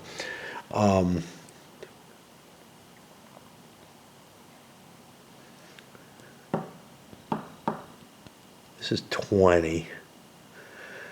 Suez might be safe. 21. 30. Yeah, Suez actually would be 1 hex outside of the range of, oh no, this is 41. Not 40, I just looked and I said 40. Yeah, so anywhere where I could reasonably base the Allied planes, they would be at risk. Technically, there's probably someplace, given their huge air power, air range, there's probably someplace in Palestine I could put them, I don't know. But anyway, there's no off-map boxes for that shit. British bombers are available to be struck wherever the hell they are. And there's no protecting airplanes in this version anymore. Which, again, it feels wrong. It feels like, I mean, I could declare them inactive, and that would protect them. I could say they're not going to go up, no matter what. Because conceivably, they're doing something. Observations, minor bombing, stuff like that. Just stuff that doesn't put them at risk outside of a fighter sweep type situation, if they're not inactive. I guess that's kind of the rationale there. We ended up getting a reasonable result. We did this with normal combat. No real reason to do overrun. It's in a city, so it's very close terrain. Armor is reduced, which actually hurts the Commonwealth. They're the only ones with any armor. I had, you know, mechanized units and whatnot, but nothing that actually... Armor has to be that armor symbol, as far as I know. Even the light tank doesn't count. And so all I had was like an armored car, not an armored car, armored cav, which doesn't count as armored, as far as I know. Maybe I'm mistaken. If I am, it probably didn't make any difference. It's just on the odds table, which would have minimal difference. But anyway, we got like an attacker option 1, defender lose 1 option 1. I can't really give up Alexandria, right? So I've got to take my losses. For the Germans, though, it meant a good unit of the 15th Panzer went away. For the Brits, some of 7th Armored got beat up because I might as well take the hits on the armor because the armor is not as good at defending the city. And stupid tobacco stains. Oh well. And that shoves me down to exploitation, which we did not get. I could fly my planes here if I wanted to. And I guess cleanup. In terms of supplies, yeah, I'm really having a tough time. First of all, I'm always worried that I'm either missing or double moving trucks. That's just, you know, because they're spread out all over the place. And they're doing such a job. But I'm shipping into Benghazi. I'm pulling shit out of Benghazi. I'm shipping into these medium, you know, intermediate ports. And I don't know, you know, like at some point these are going to stock up enough that I'll start moving materials closer using them. But the trucks are driving stuff to El Alamein. So 15th Panzer, I had to park my truck here. In order, I don't have the excess resources to fuel and try to do an overrun even if I wanted to. I had a slight advantage, so maybe it would have been worth it, but I need the truck there to supply it was 4 counters, so yeah, to supply the 15th Panzer to attack. Ariete, though, I fueled up, and the reason for that was it wasn't in a position where it can attack. I'm not launching an attack here. Now, this actually gives the Brits no opportunity to attack, because that's a parenthesized unit. I was like, oh, that might be one of their attacks. Nah, they're just fucked. It can try to slip away, you know. But yeah, I couldn't afford the resources to launch that attack. And that'll put me on the British side. I've got a little air marker, which to me means something to do with the Greeks. But I thought I was already rolling for them. That's supposed to start on 12. Yeah, you know what? This is when I start rolling for him. Oh well. It's not like it had any effect, so screw it. Okay. It's kind of odd, and I'm sure most of you wouldn't note this, but I do because I'm intimately connected with my own existence, is that I'm drinking coffee on a Friday. I often drink coffee when I'm playing this, or when, and especially when I get up early, sometimes at night, whatever. But I usually don't drink coffee on Fridays anymore because of the dancing thing and because of my gut. I'm just worried that like bad things will happen. Just kind of odd. That's all. All right, never mind. RAF desperately tries to do its job of clearing the Axis fighter cover, and it almost does it. But there's one Italian CR-42 left here. On the bright side, I have a bow fighter. Can't use it as an attack, but I can use it as a bomber, right? It's what it's meant to be, that provides some firepower support. Now, if I played this out in Wild Blue Yonder, the Axis wouldn't attack the formations of bow fighters. They would attack the other bombers that are coming in that don't have any real firepower to protect themselves and would knock them all out. But in this game, I can position the bow fighters in such a way that the Axis has to fire on them first. Which makes more sense? I honestly don't know.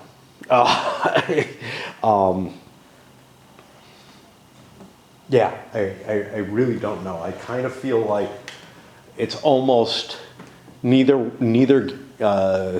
game gets it right, but the idea of picking off the weaker formations of planes is closer to right than, yeah, the bow fighters would be able to protect the other bomber formations. On the other hand, they might get sent in earlier and force the Axis to react to them or ignore them, and then the other bombers might just not make it. Might just not go in. Neither really applies to what we're looking at, though. All right, now I'm not allowed to do an overrun after I've done my barrages. There's no hip shots for the Allies, but they did manage to disorder the Axis forces here. Ooh, I forgot to fire these artillery as well. That's not yet. That's later. Okay. I often get, I feel like, yeah, I'm committing my artillery barrages. I'm getting ready for attack. Yeah, the system's a little different than I expect in a lot of cases. Okay, so now we're on the Axis reaction phase, and what can I do? I mean, I could react with these guys fine, whatever, but I am capable of using artillery here, although I have almost no supplies. What do I have up front? Nothing. Nothing seems like a problem. Okay, yeah, I got nothing there. I got a couple of tokens here, and I can reach, oh, I know why, because I'm starting to collect here. So I've got like 3 tokens I could use in an artillery defense against these guys. It's probably worth doing. I might not do it normally, because I wouldn't expect an attack, although the Brits hitting me would be weird. But the fact that I know that Churchill, intercepts, I guess, or something, has ordered, you will attack no matter what. We will fight them until we are dead. And we will not defend. We will take back Egypt. Yeah, this is like the insane Hitler rules that sometimes, force players to do shit on the East Front. Churchill's just like forcing the Brits to slit their throats. Now, historically, yes, he did press for aggressive action, but It was at very specific times when not much was happening, not when Alexandria looked like it was actually, in vital danger, but it was not good for the Brits and it did weaken their defensive position. Just not quite as bad as this, but it's like, how do you how do you put that kind of scripted, stupidity into the game without it possibly being, it was pretty damn bad, right? That Churchill put that pressure on I don't know who it was, Auchinleck or whatever. I can't remember who's at what point. And I also, whatever. But that kind of pressure definitely caused problems for the Brits regularly, or a couple of times, but it also, Churchill would not have made this order. Now, Hitler maybe, but as stupid and bloodthirsty as Churchill sometimes was, I just don't think he would have risked all of, India, essentially, on the throw of the dice. But the thing was, the British wanted to hear that advances were being made somewhere. They needed to hear that, and that's why the pressure was there. We need to have a victory, Well, that's not what happened, but almost like no matter how you do this kind of thing, it's going to be problematic. And, I don't know. I just don't know how I feel about these things because, yes, it was real pressures that the commanders in the field felt. And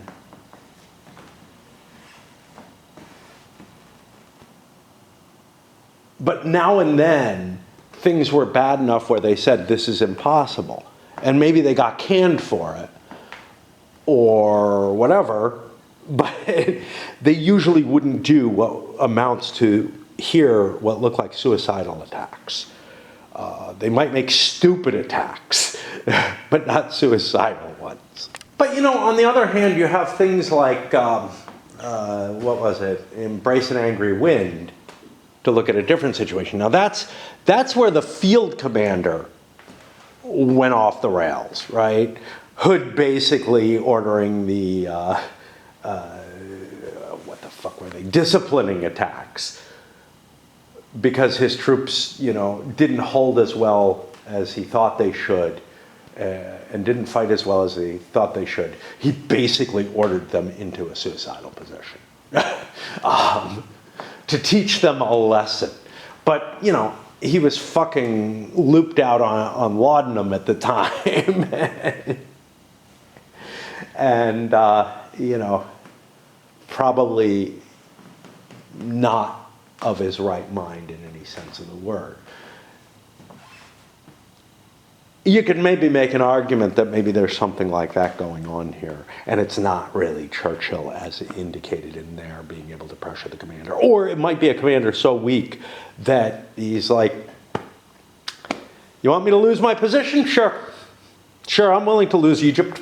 I don't give a shit. Or it might be a traitor, I don't know. There's a lot of different ways you can explain it away. The problem is that the narrative that the event gives kind of is tough to justify under the conditions. And I don't know. Make your choice as to how you want to wave your hands to explain it away. We've had a lot of worse things than this one. Actually brings an interesting point. A game can be designed in ways that it generates or has a potential or maybe even a likelihood to create problematic situations, okay? Sure. But it's also possible for a game to be designed in a way that it's difficult enough to play that most people who approach it are going to create problematic situations. And that's actually where I see this one to some extent. And again, I don't know. So one of the problems is the OCS is, at this point at least, a very established series with a lot of people who love the game.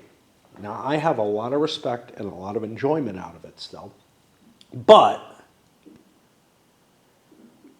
at least with this particular one, I feel like I've been pushed into by a combination of factors. Some of it, the actual campaign itself and how it is represented, how it can be represented in OCS.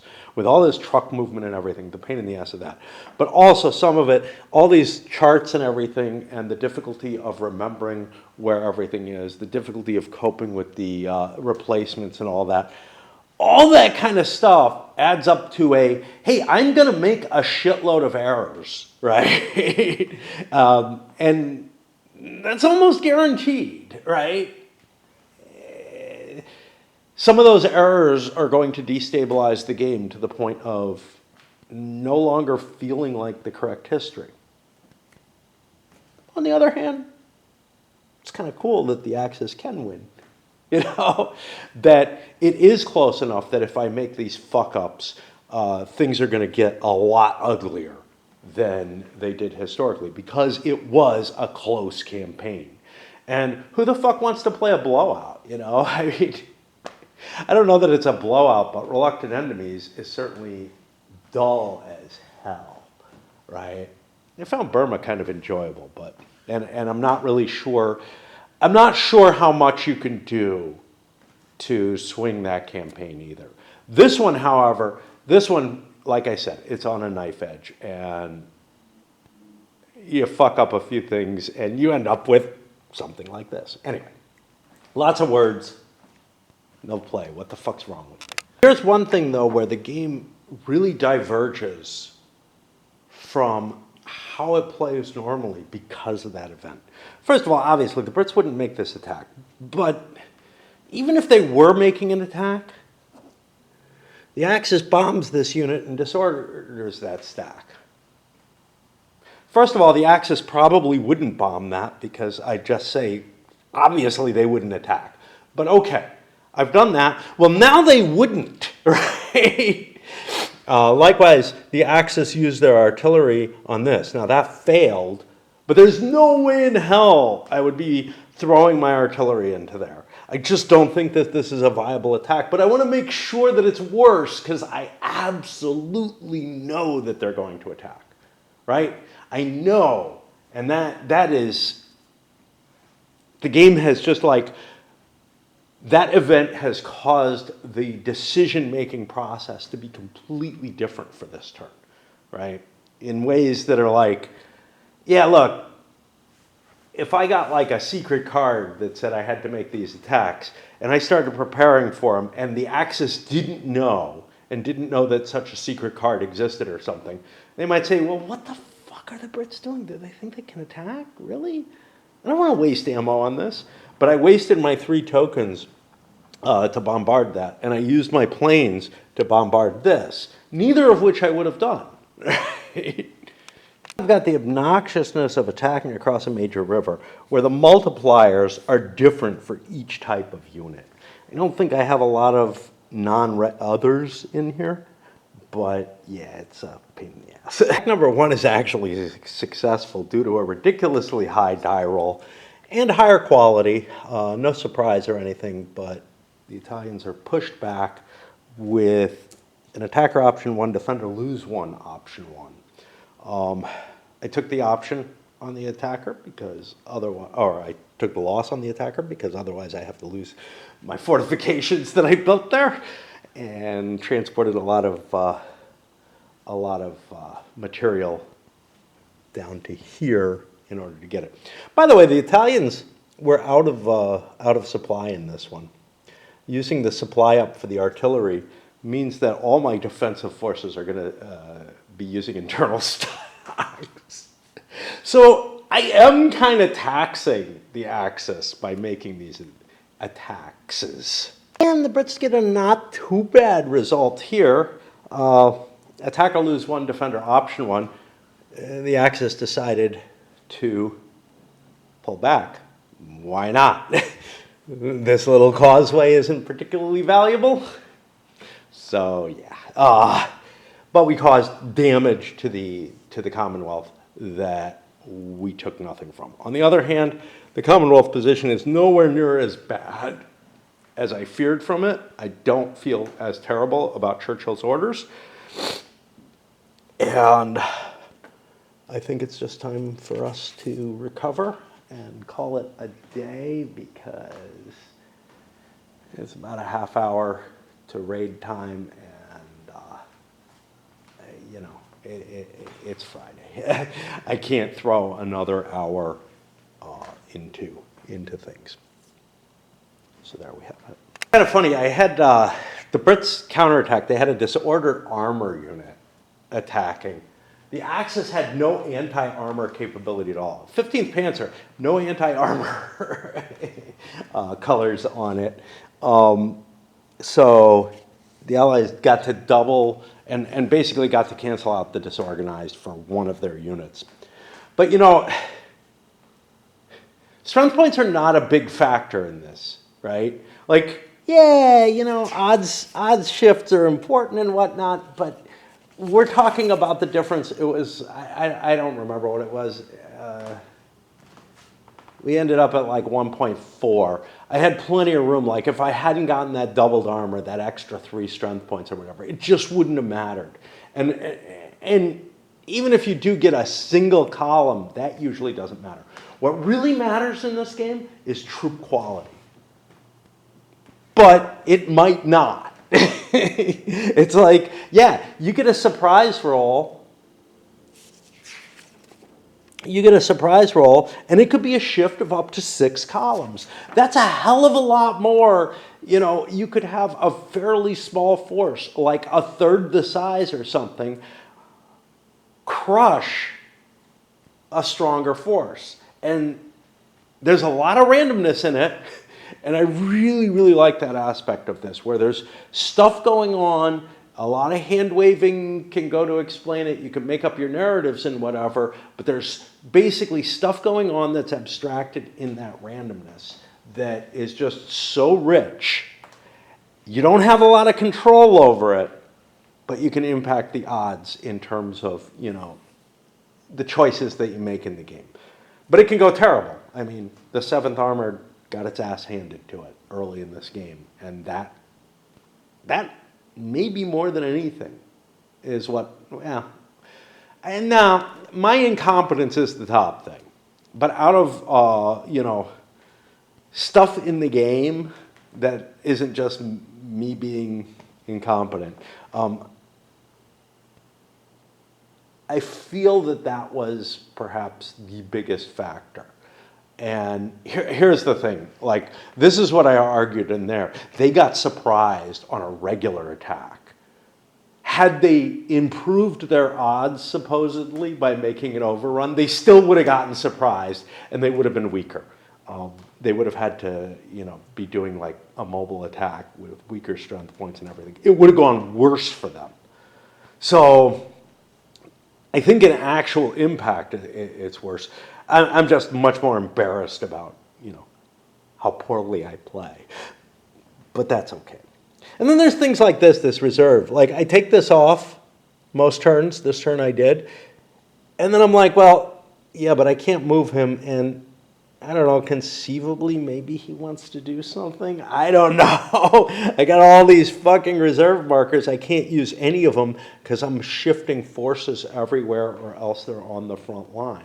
Things that aren't on the, you know, I'm never finding time to position my reserves properly. And again, I know that's me being a shitty player. You know, I know that I can do, you know, that I'm doing more poorly than I should. Anyway, British attack didn't go as badly as I thought it would, and we're ready to go into, what is that, the 15th of the month. It looks like we got more British trucks coming, which I don't need trucks. I'm not going anywhere. Here we are on Sunday.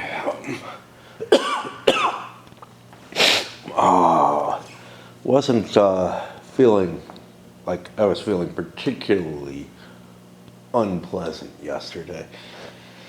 I don't know. I mean, obviously, after going out, I always feel worn out. Anyway, let's get started here. I'll be back in a moment after I do the randoms. I don't know why I came on except to try to get started. Having raid play itself right now. So the Brits got the initiative. I'm thinking about forcing the Italians, or the Axis, to go first. Although I am not terribly well prepared right now, those attacks that Churchill made were not as bad as one might think. Yeah, my planes are all my fighters are down, which is a problem. And on a similar state, you know, all the Axis stuff is down as well.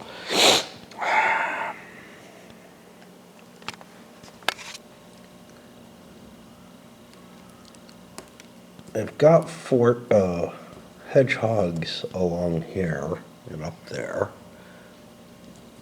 This is also covered. Oh. I can't cover this. On the other hand, the movement point cost for ferries is so high that tracing supply across them is essentially impossible.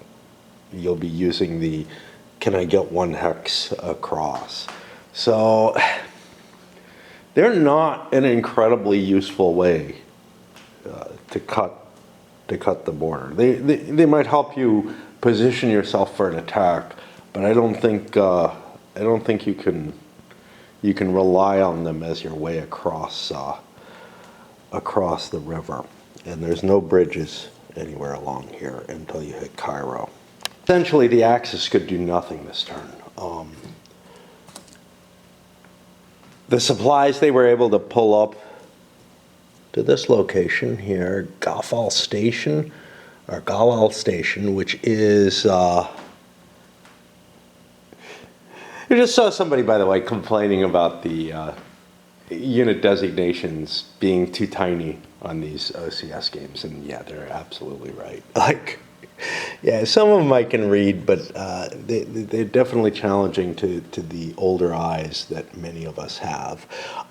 Anyway, pretty much everything that I could bring up to there, I used up in resupplying the internal stocks. You pay a penalty, basically twice the supply cost, for using internal stocks. I still have a little bit back there, but I didn't have points that were in place to refit my planes, which is kind of weird. It feels to me like, yeah, I get my aircraft refit phase, but I should have a secondary chance to refit the planes later in the turn. Obviously, you need it early on in order to perform attacks during your movement segment. But it just feels to me like there should be another point at which you could say, look, let's have the planes ready so that I have them for my turn. I don't think there's any reaction by the Brits. In fact, things are kind of fucked up because I don't have reserves anywhere. I should have some artillery somewhere, but I don't know where. Did I eat it all? I got one there. Yeah, it got removed from the game actually by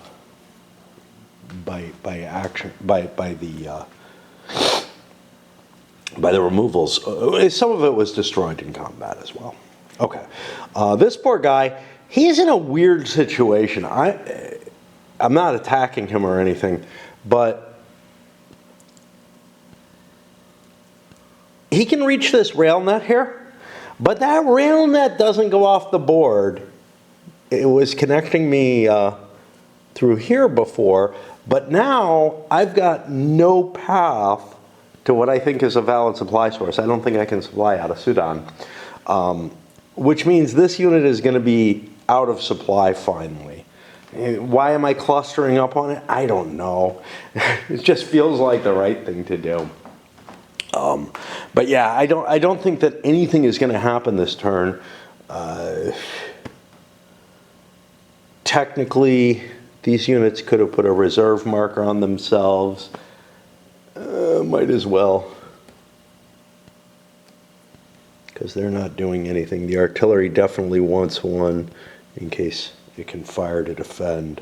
And that's really about it. These guys are in supply. That DAK headquarters is able to pull quite a bit. I'm not pulling the nearest supplies as quickly as possible to the axis. I don't know why. There's not a good argument for what I'm doing, but I'm reaching way back and grabbing stuff from back here. Like these guys are heading, to pick up from probably, I don't know. I don't even know where. Probably somewhere around here, because going back to Tripoli doesn't make a hell of a lot of sense. But me not pulling the close supplies is also kind of problematic. I don't really, I'm able to ship stuff into these ports here. I should be pulling that material out with my trucks, and I just haven't been. I've been running all the way back to Benghazi or worse for almost everything. Somebody did pick up at Tobruk, I think, and move materials forward. But it's really hard to keep the balance in mind as to, how much you want to pull supplies from where and what you're up to and everything. But I feel like I'm definitely, beginning to collect up too much supply up here that's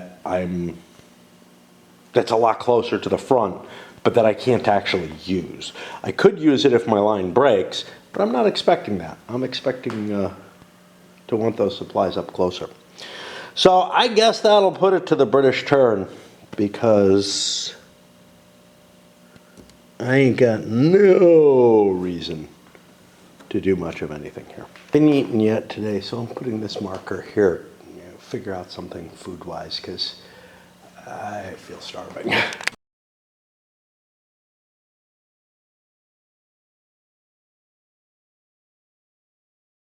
Fortunately, the only thing I really want to eat is one of them salmon sandwiches that I made before.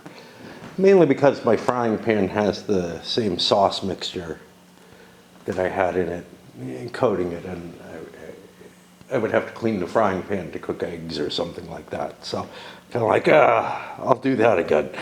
Tastes good. And yes, my frying pan hasn't been cleaned in several days. It's just the way I am. But nothing too exciting happened. Greeks didn't trigger or anything like that. I did get some reinforcement manpower. I'm going to have to look over. The manpower, obviously, I can find a use for that. I'm putting that into brigades and whatnot that I've taken damage on. The equipment is harder because the only thing I think I can rebuild in terms of armor is this, and that is a really crappy unit, and I'd rather not expend on it. So I'm kind of hoping that I can rebuild some stuff that needs equipment more, that's more valuable to me. But I'm holding off on a pile of equipment here. I have planes that I could repair. I was wrong about that. DAK does not allow for planes to be repaired with equipment points. And Air Landing Infantry Regiment, what the fuck is that? There's this weird shit. I looked at the rules, and basically it's only if they are included in there are you able to do it. So yeah, those are just gonna, I guess, pile up. And really not a lot happened. I was wrong. I got something in the dead pile. This 9th Australian shows up in the dead pile. I could rebuild that. And I actually had a armored brigade with a hit on it that I could put an extra point into. So I was able to use up some of that equipment. I forgot to remove the manpower one, which went into that Australian unit for whatever reason. But yeah, we're on to the next turn, and again, I'm gonna break at this point because I'm at the end of a turn, so it's kind of cool. I left things unsaid about why it meant that I played, why it was unfortunate that I want that salmon. It's because it's still frozen, so I've got it in some warm water, kind of thawing out a little bit so that I can cook it. I do that a lot where I start something or I say something and I leave important pieces out. Just kind of assuming that the connection will be there. And I know I do it in gaming as well as in less important things. I used to do it at work regularly too.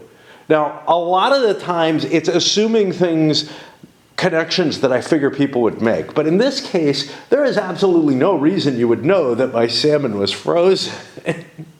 Turns out daylight savings has happened and kind of confusing me because now my clock's all aligned. But in terms of like life and everything, I've had to live according to, I don't know what. I mean, it's the same for me. It honestly is. It's just looking on my computer, I thought I was an hour later than it is. All right, let's start another one. And the Axis gets the initiative, which I don't know, no offense, no weather, I don't know what to do with. So the Axis can't possibly attack unless they take the initiative and go first, because I haven't shipped supplies. The supplies weren't in place for my bombers and whatnot. But I don't know.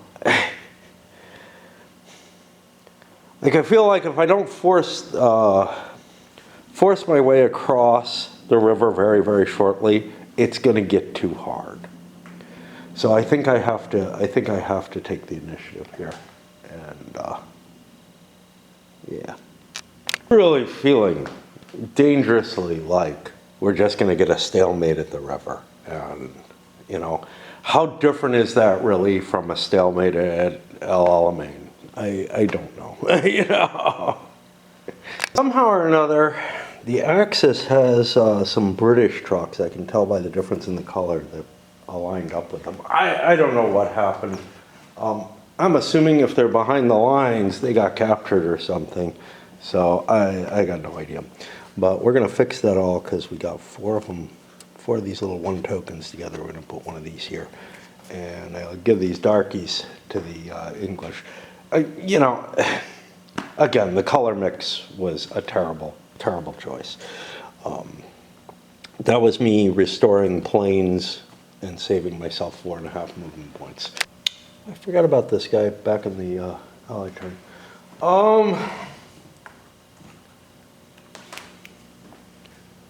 I guess he'll do a breakout attempt. I think a 5 or a 6 is the only way he survives. All right, he's going. I can undo this, but by consolidating my trucking, I've caused myself a problem, which is that all the supplies that are close are small packets. The most I have is 1 and 1 token. I could, of course, pick stuff up along the way and ship it all down, or and break up the units, but I could kind of only notionally do it with the idea that, well, let's just drive all the trucks to Bardia, pick up everything along the way, and then drive back, which might be the best move that I can make in terms of sanity as well as efficiency.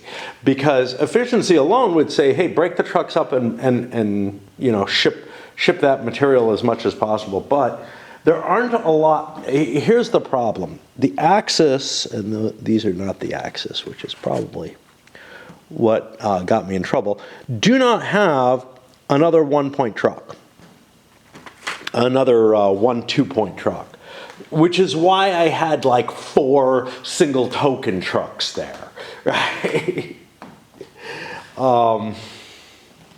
But other opportunities would be drive all the way back to here. I probably can get past Benghazi with what's there, and just, you know, pick up 2 full supply points and haul them all the way back.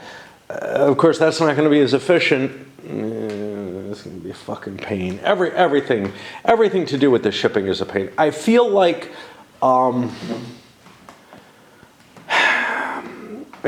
the emphasis on supplies in this the OCS style emphasis on supplies in this particular campaign just creates kind of a nightmare, to tell you the truth. In a lot of ways, you could say, hey, DAK, you know, this is the part of the war that is maybe the most dependent on supply and everything. It just ends up you're spending way too much time on the supplies. And I kind of am beginning to see why it's the East Front games in the OCS that are, you know, the real popular ones. Because it's always, there's always going to be a component of World War II gamers who are more into the East Front, and there's always going to be a component who are more into the Desert War.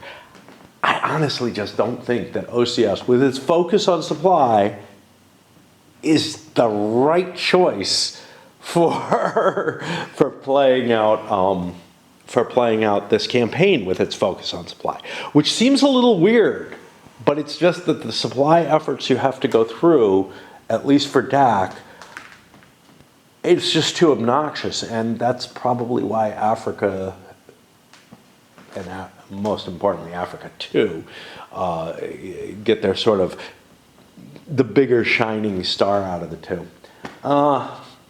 I didn't mind Africa. The thing I didn't like about it was that Alexandria couldn't fall, and here it at least physically can. I look at it and I'm like, all right, the rules don't basically just completely make it impossible, right? But they put it pretty fucking close. Like you have to make bigger mistakes in this for Alexandria to fall. Like in Africa, you basically had to not garrison the stuff. Well, here, I think it's pretty close to that. Like I don't see breaking through here. I'm going to try.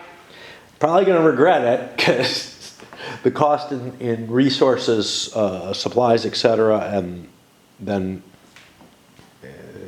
the 1/4 divisor and all that. Of course, it doesn't reduce my quality, which is kind of cool. Part of the issue, I think, has to do with the dedicated trucks, the organic trucks.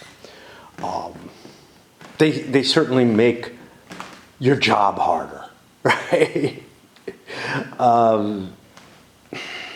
And that's probably why there's an option in here. Hey, convert some of those dedicated organic trucks to just normal trucking for the Axis, but they'll make it to Suez if you do, or they probably will. And it's like, yeah, some kind of compromise in between. I don't know what, you know, because if you use them very carefully and very well, you can gain a lot of value out of them.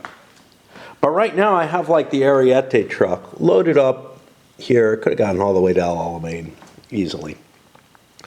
But there's no need because I can throw the supplies. But there's only 2 units. Anything I use that truck for will waste half the supply points on board it. Until I start rebuilding Ariete units, which, yeah, I got no resources. Mind, I have 2 full supply points at Solom I can grab. And by the time I come back, you know, like say to Bardia or whatever, well, I only have like 1 3/4 there, but whatever. And all this effort trying to ship the materials back and forth. Notice that I hadn't been keeping track of these. This capture award has refreshed by now. This one is up to two markers easily. That should have happened back here. I think, I don't know. It doesn't really matter. Again, by the time the Brits get back there, they'll be open again. Do you have to remember, if I do capture Bardia or whatever, I'll get those Italian tanks someday. And now I got to decide whether or not to fight. And I mean, not so much whether or not, but where to make my fights. Because my options are pretty damn... everything looks bleak. Everything looks bleak. It looks so hard to push my way across. But maybe if I extend down to Cairo or whatever, I'll have some advantages. I just don't have the troops to threaten everywhere. And that's part of the issue. They're badly mauling the Commonwealth Air Force, including going after the bombers this time. I'm like, I would intercept them if they were attacking. I did some bombing runs against here and against here. This one was successful with a disorganized. I launch an attack. I get surprised with only like 2-to-1 odds in very close terrain, whatever. I'm over here on the worst table. I get a decent die roll, but not a good result. I can't really afford attrition. The Commonwealth is getting troops at a faster rate than the Axis is. There's no question of that. So not a good result. And I actually lost a step off a Fliegen Corps unit, which I have to replenish, and I'm not sure how that's done. I think that may be where equipment can be used for planes or something along that line. But I've got to like recuperate that unit, and I got to look up the rules for that.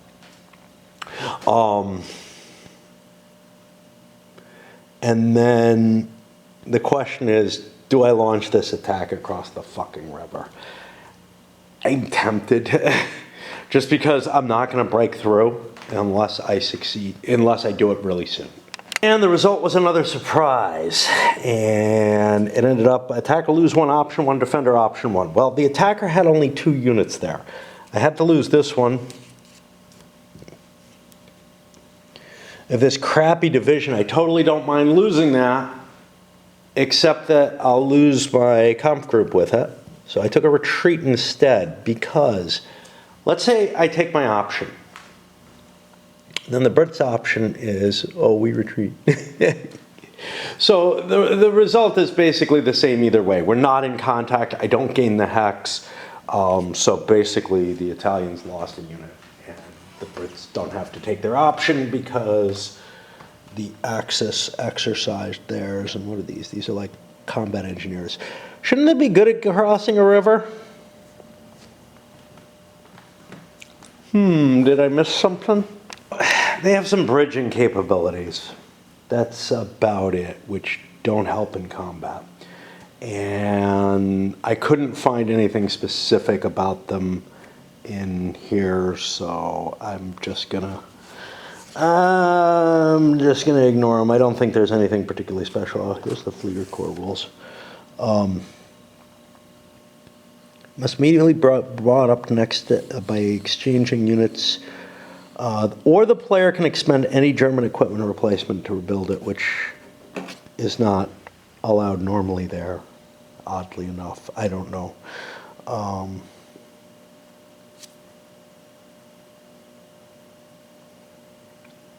If I don't figure out a way to do that, I may not be able to. It's a BF 110.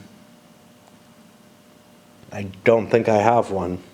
So I may have permanently damaged my Fleeger Corps whenever it's in play to this unit can't be used because I don't think I have another BF.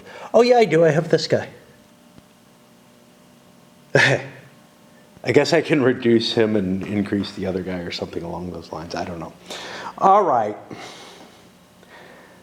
But there's definitely a danger to using the Fliegen core, whatever. I think that is the end of the Axis side of the turn, but they went first, which means the Commonwealth gets to do their stuff, and I gotta swap out batteries and stuff. Funny because I'm having to plug, you know, the Alexandria swamp locations, everything, with armored units. Armored units suck in this kind of terrain. They're like half strength. But it's all, you know, I need to throw everything I can into the line. And that may be it for today. I got a couple of turns in. Again, you know, I had to take my chance to dislodge stuff.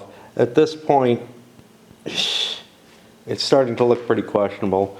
Supplies showing up here. I'm sneaking supplies into Cairo as well, with the intention that if I'm going to break the Axis line, I'm going to have to outflank it.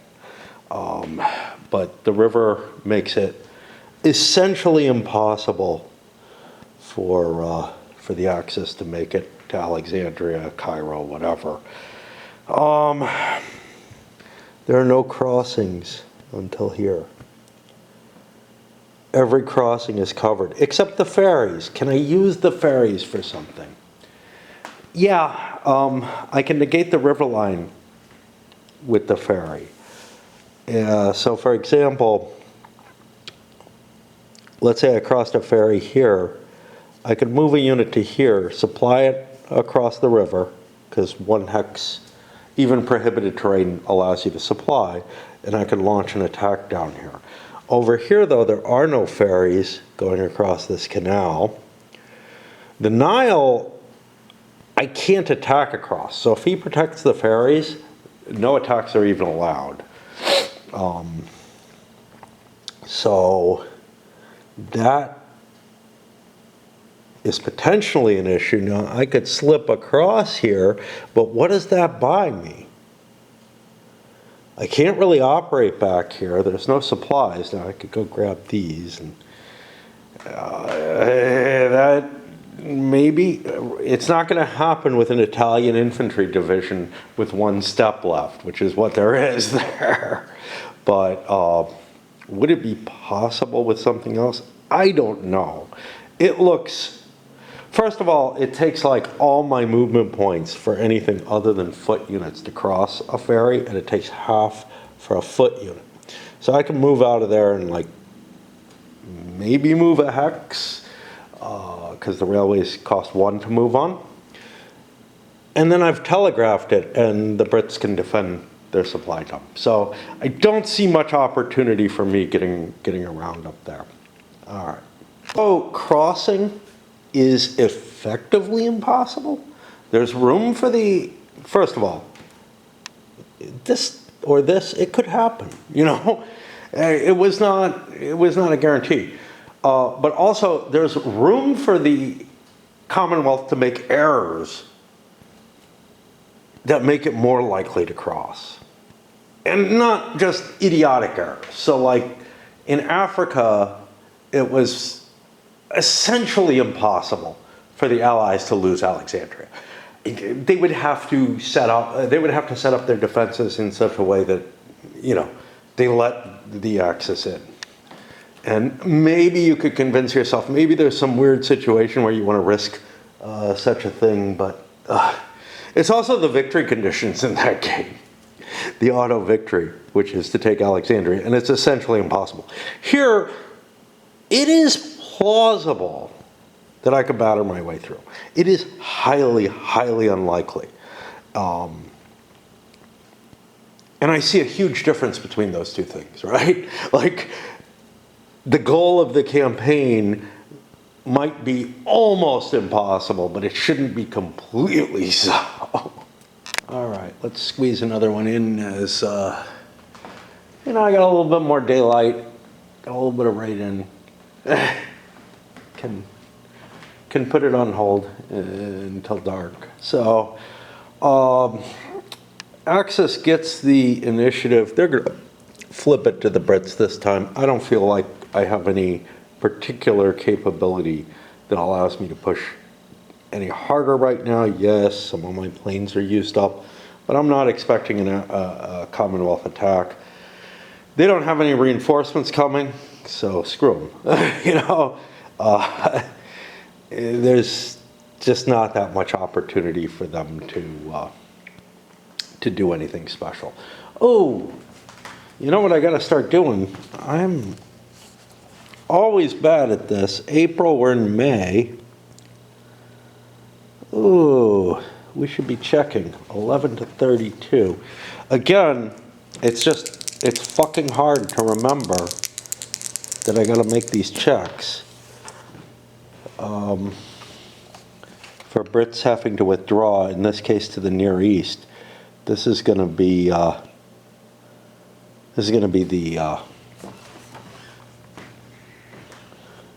Reluctant Enemies campaign, I guess.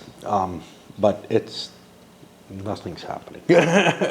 So the Barbarossa event got rolled again, and it would come into play, except the Greek campaign's not over. But just now, I rolled the end of the Greek campaign, which means reaches termination, roll for each counter sent to Greece separately, and execute the result. Any units dragging their heels at this point no longer need to withdraw. Where is the Greek return table? That's over here. So there is a fair chance that units are removed from the game, and otherwise then the most likely result is that the unit returns as a dead unit that has to be rebuilt. So the stuff you sent to Greece, some of it may come back, but most of it's not. And I'll do those and we'll see what we get. Technically, I should be doing this, I don't know, I think in the weather determination before the first player determination. I've been rolling it on the British turn. I'm going to keep it at that way. Obviously the Axis, if they knew the Greeks were returning, would have looked at it as, oh, this is our last chance. You know, because it may just be. And the vast majority of what was sent there is dead and gone. A couple of units, 2nd New Zealand has a couple of units coming in, 6th Australian. I have a unit here, so I'm putting the marker up there. These divisions, though, are wiped out. They lost their organic trucks. The equipment, I don't know if this is actually equipment or what, but there was a unit that was removed that I put a couple of pieces for. While I made a check for that, it ended up dead. Dead means I don't get the replacements, as far as I read it.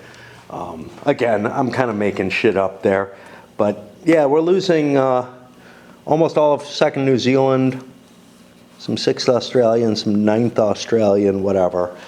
And we're not allowed to reform divisions out of the pieces, which kind of sucks. Because in a sense, I got a piece of the 6th Australian here, I got a couple pieces of the 9th Australian. I almost feel like I should be able to swap this out. You know what? I'm just going to do it. I'm just going to do it. I'm going to take this out as well. I don't think the 2 New Zealand marker is particularly useful either. But yeah, it seems to me like the Australians would consolidate into one division. That'll allow me to use the refueling marker for some things, even if I don't get the truck. Now, do I have trucks that don't count? I have the 9th Australian truck, which is the one I want to keep. 9th Australian is not yet trained. If there's any 6th Australian left, they still count as normal. There may be some on the board. I don't know. But anyway. That's one of the key takeaways is that the Axis did not pay a cost. Nothing came into Alexandria. Nothing survived the Greek invasion. I'm feeling some of the same malaise I felt yesterday. I just sort of, I don't know, my stomach doesn't feel quite right, whatever. And, yesterday I had an excuse, right? It was a lot worse than it usually is after drinking, dancing, whatever, and felt more like, I don't know, like something other than over imbibing or something along those lines. Maybe some of the random crap I ate on the way home. A couple of hot dogs I found, and some donuts, and just shit that I find on the street. But I was kind of fine today, even after eating my salmon, which is somewhat questionable because it defrosted during my power outage. And also, I didn't cook it as well as I should have. Like, I don't know, it was cold in the middle. Not frozen, cold. But,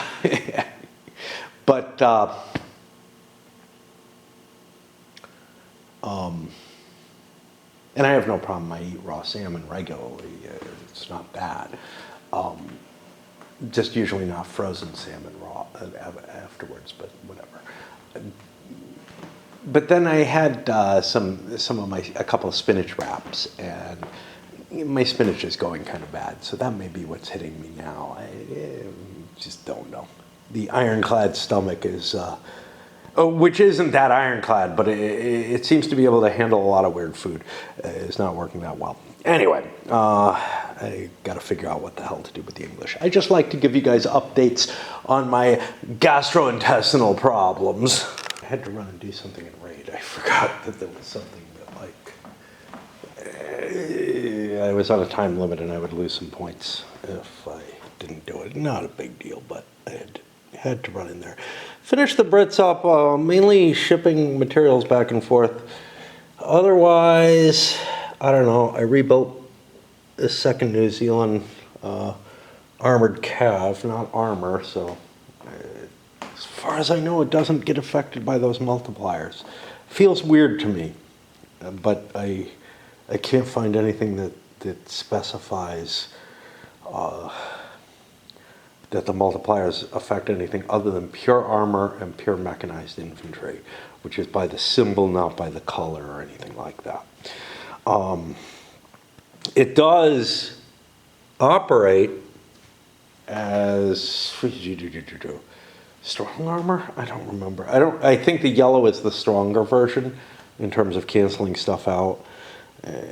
Really, I have a lot of trouble remembering that the mechanism's there, and have to look them up the few times they apply, which isn't very often because armored stuff requires fuel to move, therefore I don't tend to use it very much.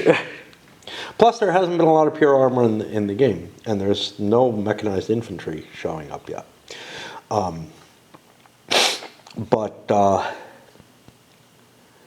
Mainly I've spent my time shifting my resources across. I built forts down here in order to, solidify the last crossings, and beyond that, I don't know what I can do, And I guess it's over to the Axis, and I think they're just handcuffed. I almost feel like I'm gonna stop playing now, right?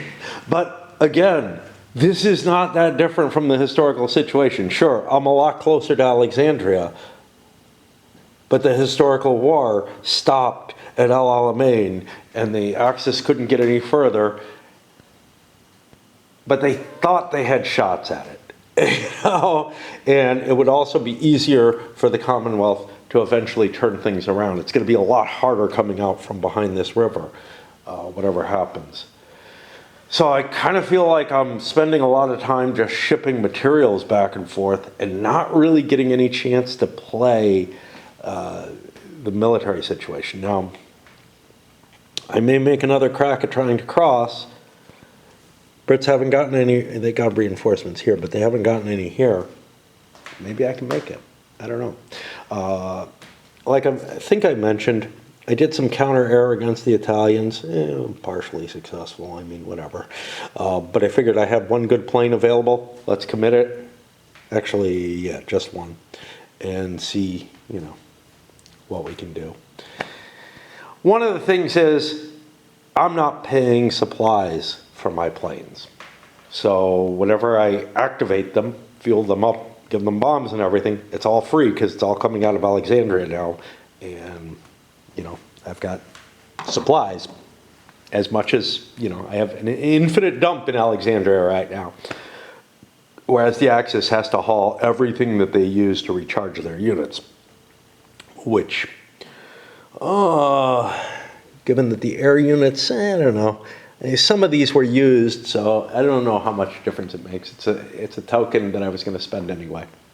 Just it's not just a stomach ache. I feel a little feverish, and I'm, you know, when I go into the heat in my bedroom where I got the space heater going, it makes me feel kind of ill. And that's what I've been feeling.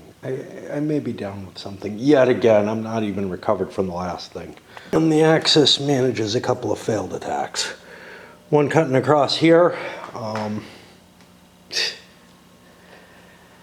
just not good. I took 2 step losses for nothing. We disordered them, you know, doing what we can. I think we had surprise against us, which again, you know, if I had, and we're equal quality basically under the circumstances, if I had done a mobile attack, it would just have been more likely to be that way. And then over here, we didn't get surprise against us. We actually ended up with an attritional result. Both sides lost a unit, actually a unit that neither side can replace. The Commonwealth chose to take some Poles, the Polish cav as their loss. The Italians chose their lead unit as one that's irreplaceable, and they don't have that kind of quality anymore. That was their last of that quality. The Brits, I don't remember what my choices were. Like, I could have lost this big armored unit. I hate to do that, although I lost something that's irreplaceable in its place, because that's hard to rebuild. But also, it falls under, like, 1 step kills it.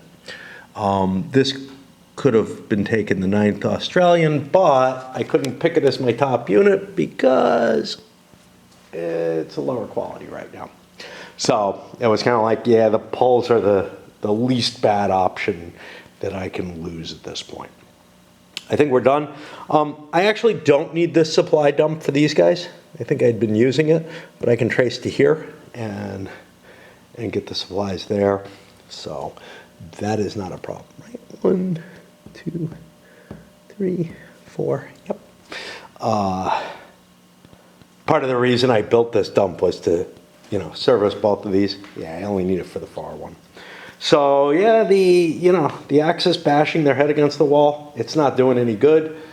And it is reducing their capabilities and putting them in a position where they're more likely to fall, you know, to an Allied counterattack being effective and brushing them aside, maybe getting, you know, the Brits back to away from the river. It's hard to tell though, because they just don't have any fucking troops either. And that'll put us to the next turn. So, a dreary, rainy Monday. No events, no weather. Brits got the initiative. They're going to have to go first because of the disorders that they've got up here. And want to clear those up before, you know, force the Axis to earn any advantages they have. And for the first time ever, I rolled on here at the right time. Like, you know, there was one turn where, was it the last turn? Or did I miss another turn in between? I don't know. But yeah, it's just really hard for me to remember the withdrawals and whatnot. Given how poorly the Commonwealth is doing because of other mistakes, whatever, I'm not that worried about it. But it is definitely something I'd want to, you know, shit. It's just, there's too many little pieces that are like that are very chromy little things. The events, the weather, everything like that, and all the charts that are out here rolling for replacement points and everything. I don't know what the answer is, but what I do know is that the way that they're presented in this game leads me to miss things in a lot of places. And it might just be me. All right. Oh, well, this battery was supposedly charging and didn't at all. I swapped batteries. Great. There's an obvious answer, too. But I didn't realize how big a problem it was going to be before I started playing. And that answer is make yourself a little cheat sheet with a list of all the stuff that basically happens, just like you would with a sequence of play. Like sometimes I make a sheet with the sequence of play in it. Make a little cheat sheet with the stuff that kind of happens up here in the weather determination, random events, all the different things that you have to check, right? And maybe, you know, the per player stuff would be a little below that because that actually happens down in the reinforcement phase. But you have to remember to put everything on there, right? Otherwise, you lose things. And what are the everythings that you have to put? And it's kind of complicated because it's like, remember to check the logistical chart and values for how far, you know, how many points you have that turn. You know, and the Axis one, it's built in such a way that I find it hard to believe that I've failed, but I failed quite a bit to check it. You know, it's laid out with all these different months, you know, and everything. This one, yeah, I'm not at all surprised that I missed that. But as soon as I knew of the existence of this, the fact that I wasn't checking it every month, the fact that I read this, saw 2.4c, played that for a while, and then switched to, I don't know what. I think this 4.1c or something. And then played that for too long or something. I don't know. No. Yeah, I played that into May, partway. I don't know. But just the not remembering to check a chart, you know. Who would think to put check this chart in that kind of reminder thing? It's one thing to put the rolls in. The fact that I missed this, yeah, that's a roll. That could be put in there. Anyway, let me get back to what I'm trying to play. But yeah, I really do feel like the game encourages a failure to capture all of the different aspects. And really, I almost think that you have to play it once and fuck up a lot of shit to realize what shit has to be on that little reminder card. Essentially nothing happens on the British turn. I got a manpower replacement, okay, that allowed me to start building another brigade. You know, I got a step of it built. And shifted my 2 New Zealand armor down here that's totally worthless, but I mean, it's not, you know, and it's like, okay, that's where I need troops, fine. And then shifted supplies to Cairo because I think I got enough up here for a while at least. I don't want to leave too big a pile up there, although I don't think it's possible for the Axis to get across, to get to it. If they do threaten over here, then I got to cover that and everything, and maybe I'll fuck things up. I feel like Cairo is going to be a lot harder. They're going to have to telegraph pretty hard that they're heading down that way. Just because I think it's out of supply. I don't know. I'll count and find out later. But yeah. Oh, hey, this battery charged. How about that? Now for the Axis, there's a little bit more going on, but again, I don't know how terribly much, you know, I really don't. And it's like they've been hurting themselves every turn, and that's where the problem kind of comes to is, look, how much more do I want to slit my wrists trying to get across, you know, into the Delta, And how much do I just lay down? By the way, the Brits are almost out of these. I thought I've been using them very heavily. There's no question about that. And guarding the river line, guarding down here at Cairo. I've got one down here at Helwan, I think, where there's another crossing. I've been building them all over the fucking place. But if you think about it, look, where are the Brits going to use it ever again, right? They may need those 4 remaining ones if they end up able to break out and get stopped at another line and have to recover for a while.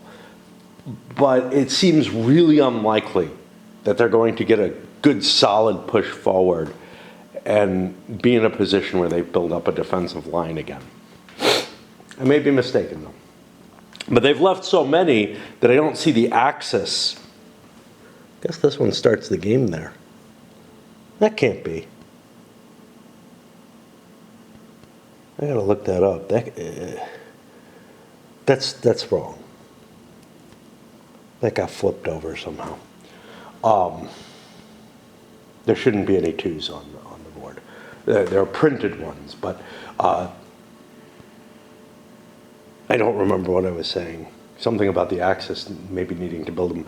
But, you know, they've got so many built up on the way that, like, yeah, I don't think we need any, you know, unless we decide to entrench across the river from the Allies and just, you know, how long can we hold? It's a bit of a problem here. I'm thinking about building the 7 BRS semi-motorized infantry regiment. I got a bunch of supplies coming in, which I shipped in.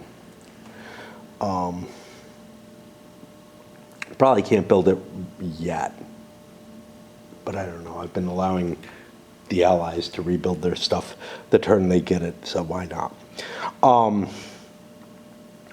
So I looked through here, and there is no infantry regiments listed here. There are things close to it, things like mechanized infantry or a panzer grenadier regiment, but that it requires an equipment, of course, as well as manpower. It's kind of weird. It's like, oh, if it's a mechanized thing, it's going to require manpower and equipment, but if it's just a tank, it just requires equipment. It's like, whoa, not what I expected. I expected everything would take some manpower cost. The cheapest regiments there are, though, are like an engineering regiment, which requires 2 men. Okay. But battalions, like here we have an assault engineer battalion requires 2 men. Well, wow, that's kind of expensive for a battalion, right? I'm going to say this is going to cost two men to build, which means it's not a good deal compared, like the regiments are not a good deal, and there's a lot of them. Some of these are brigades, though. There's a lot of regiments in here. I'm not going to want to build them. But the machine gun battalions are worth a lot more. Well, maybe not a lot more. They're worth an extra point. But this is a high-quality unit. It's got a 4 quality. That's a rarity. Anyway, I've got some equipment so I can build one of them nice Italian tanks, too. The problem, of course, with building this higher quality unit, as opposed to like the machine gun units, is that this only has 1 step. Like, that's the thing. The brigades, you're paying 2 manpower, you get 2 steps out of it. Not the case with that regiment, but I'm going to build the regiment anyway. The quality matters too much. Axis, the situation seems just positively hopeless. I don't know if I moved these fuckers. I don't think I did. Send them down this way. The situation seems hopeless. I don't have the supplies for an attack. Granted, I sent another truck up to Tripoli. Could have picked this stuff up and been on its way. So Supplies are moving slowly, but I also don't have the troops anymore. I've lost so much on the assaults that I've been making across here, and I'm going to lose, like, not the attrition war itself, you know, I'm coming out about even in that, but the recovery, like the replacements, I don't have the replacements that the Brits are able to get. They get a better slot on here. They're also going to get more reinforcements than the Axis is. I look at this and yeah, I see a fair amount of stuff that hasn't come in yet, but some of that's replacements and stuff, I think. I don't know. I see things like the Ariete division there. I don't expect the Axis to be able to keep up with the Commonwealth reinforcements. You know, just knowing the campaign. Might be wrong. There's at least one more big Panzer unit coming in. But yeah, I mean, you know. And I'm not getting any German replacements yet, which also don't come in very quickly. I don't know why. 2 packs, 1 equipment, 2 packs, 1 equipment, 2 different numbers. 2 packs, 1 equipment, 2 different numbers here. I don't know why that was done. Takes up a little bit more space. It just doesn't do anything for me. Okay. So I think there's no attacks and nothing going on, and the war has entered a stage that I don't think it's going to recover from until the Commonwealth is ready to attack. We'll see, but I don't see much hope for an Axis, any kind of Axis push coming up anytime in the near future. I got battery issues, so I'm going to plug this in and take a little bit of a break. I just read sad news that Dean Essig has been moved to hospice care. He's had health issues, and oh boy. You know, it's funny because, I mean, when I met him, he seemed, which is a decade ago or so, he seemed so fucking vibrant and, you know, just somebody who really cared about his body and whatnot. But, you know, shit happens, and I don't know. They're going to try to keep moving the gamers line forward and whatnot, and keep things moving through the system. But yeah, it's hard to imagine a company that was so, you know, and a line of games that was so linked to one person. It's kind of along the same lines as when you pick up a Berg-derived game or something like that, you know, knowing that he's dead. But yeah, these are people who are continuing the effort. There's just a difference. I don't know.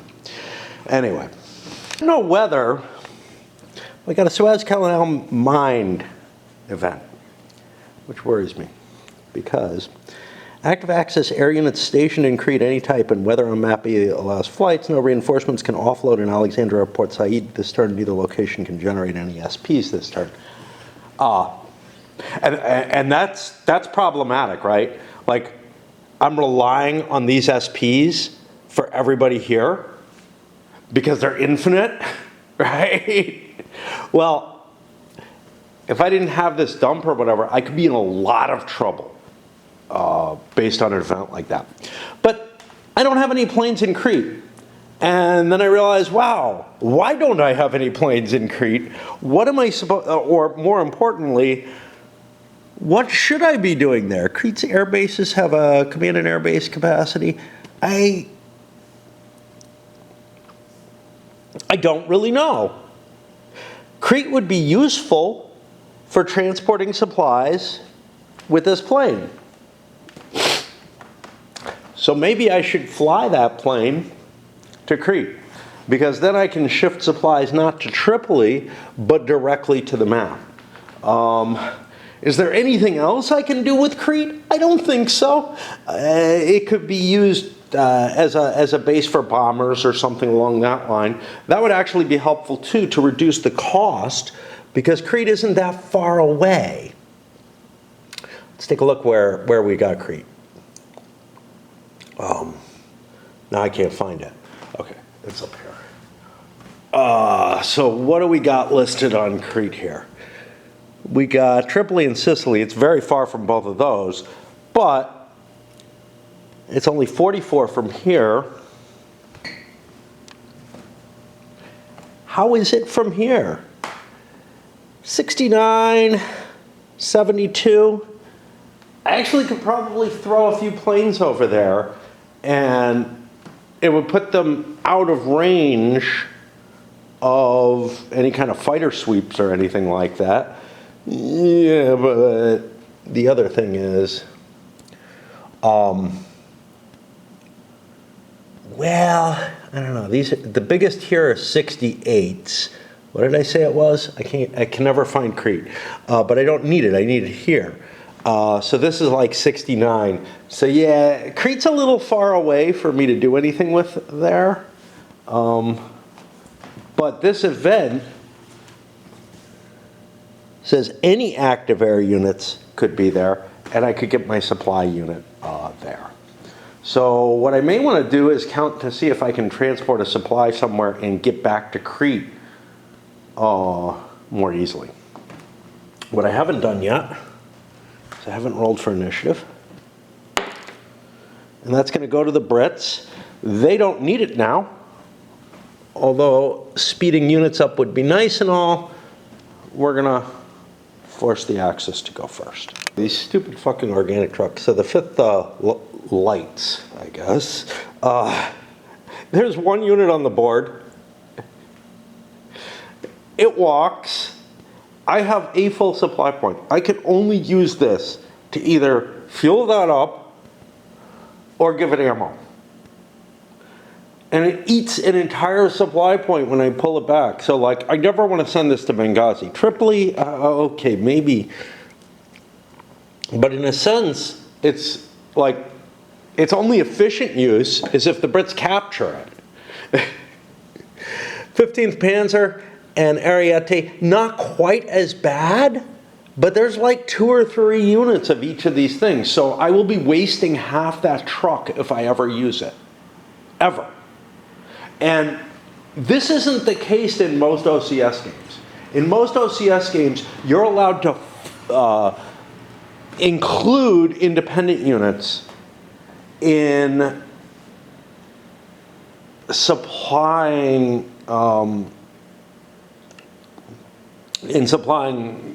at least for fuel the full strength, the full point of that truck. But there's no such limitation, or there's no such relaxation here. There's specific rules that prevent you from doing that. And so these trucks become more fucked up. Now, I could, of course, fudge it. I could fudge it. I could say, look, I will allow that truck, as long as it is fueling the entirety of the division, to fuel the excess, to use the excess results for fuel or something like that. I could do that. I can't get away with using it for ammo though, on non-divisional units. That wouldn't normally be allowed anyhow. So yeah, there's kind of a wow. I don't know what the hell to do with it, but yeah, each of them is really kind of a supply sink and a useless fucking truck, and I can't convert them over. I can't get this out of here, even though the 15th LE is gone, or the 5th LE is basically destroyed. It's down to one anti-air unit. There is not a damn thing I can do about that truck. It is committed to that. And that feels really bad. Of course, You wouldn't want to allow the flexibility of, oh look, my unit's destroyed, give me my truck and free it up, and then you can rebuild the unit later, or not, or whatever. But, you know, it's just, the way the organic trucks work is just problematic. And I wonder if that has been fixed in DAK 2 to some extent. Something should be done, but obviously, you can't just turn them into regular trucks. If I had regular trucks, I'd be shipping supplies all over the fucking place. And for whatever it's worth, I got units of the 5th lights coming back, a couple of them. So it's not that terrible, but it's still pretty bad. All right, we got to do something about these batteries. Great plain question is whether I can transfer this thing. It has 62 movement points. 124 for a round trip, which I'm allowed to do with a transport mission. Okay, well, I look here, and from Sicily to Crete is 151. So if I wanted to fly in through Benghazi, it would cost me a lot. All right, but that may not be the best route. But we look somewhere like here, 146 and 49. I don't think that there's any capability to fly it straight to Crete. Oh, not straight, but dropping off a supply and making it to Crete. Now, Crete itself to Sicily is 114.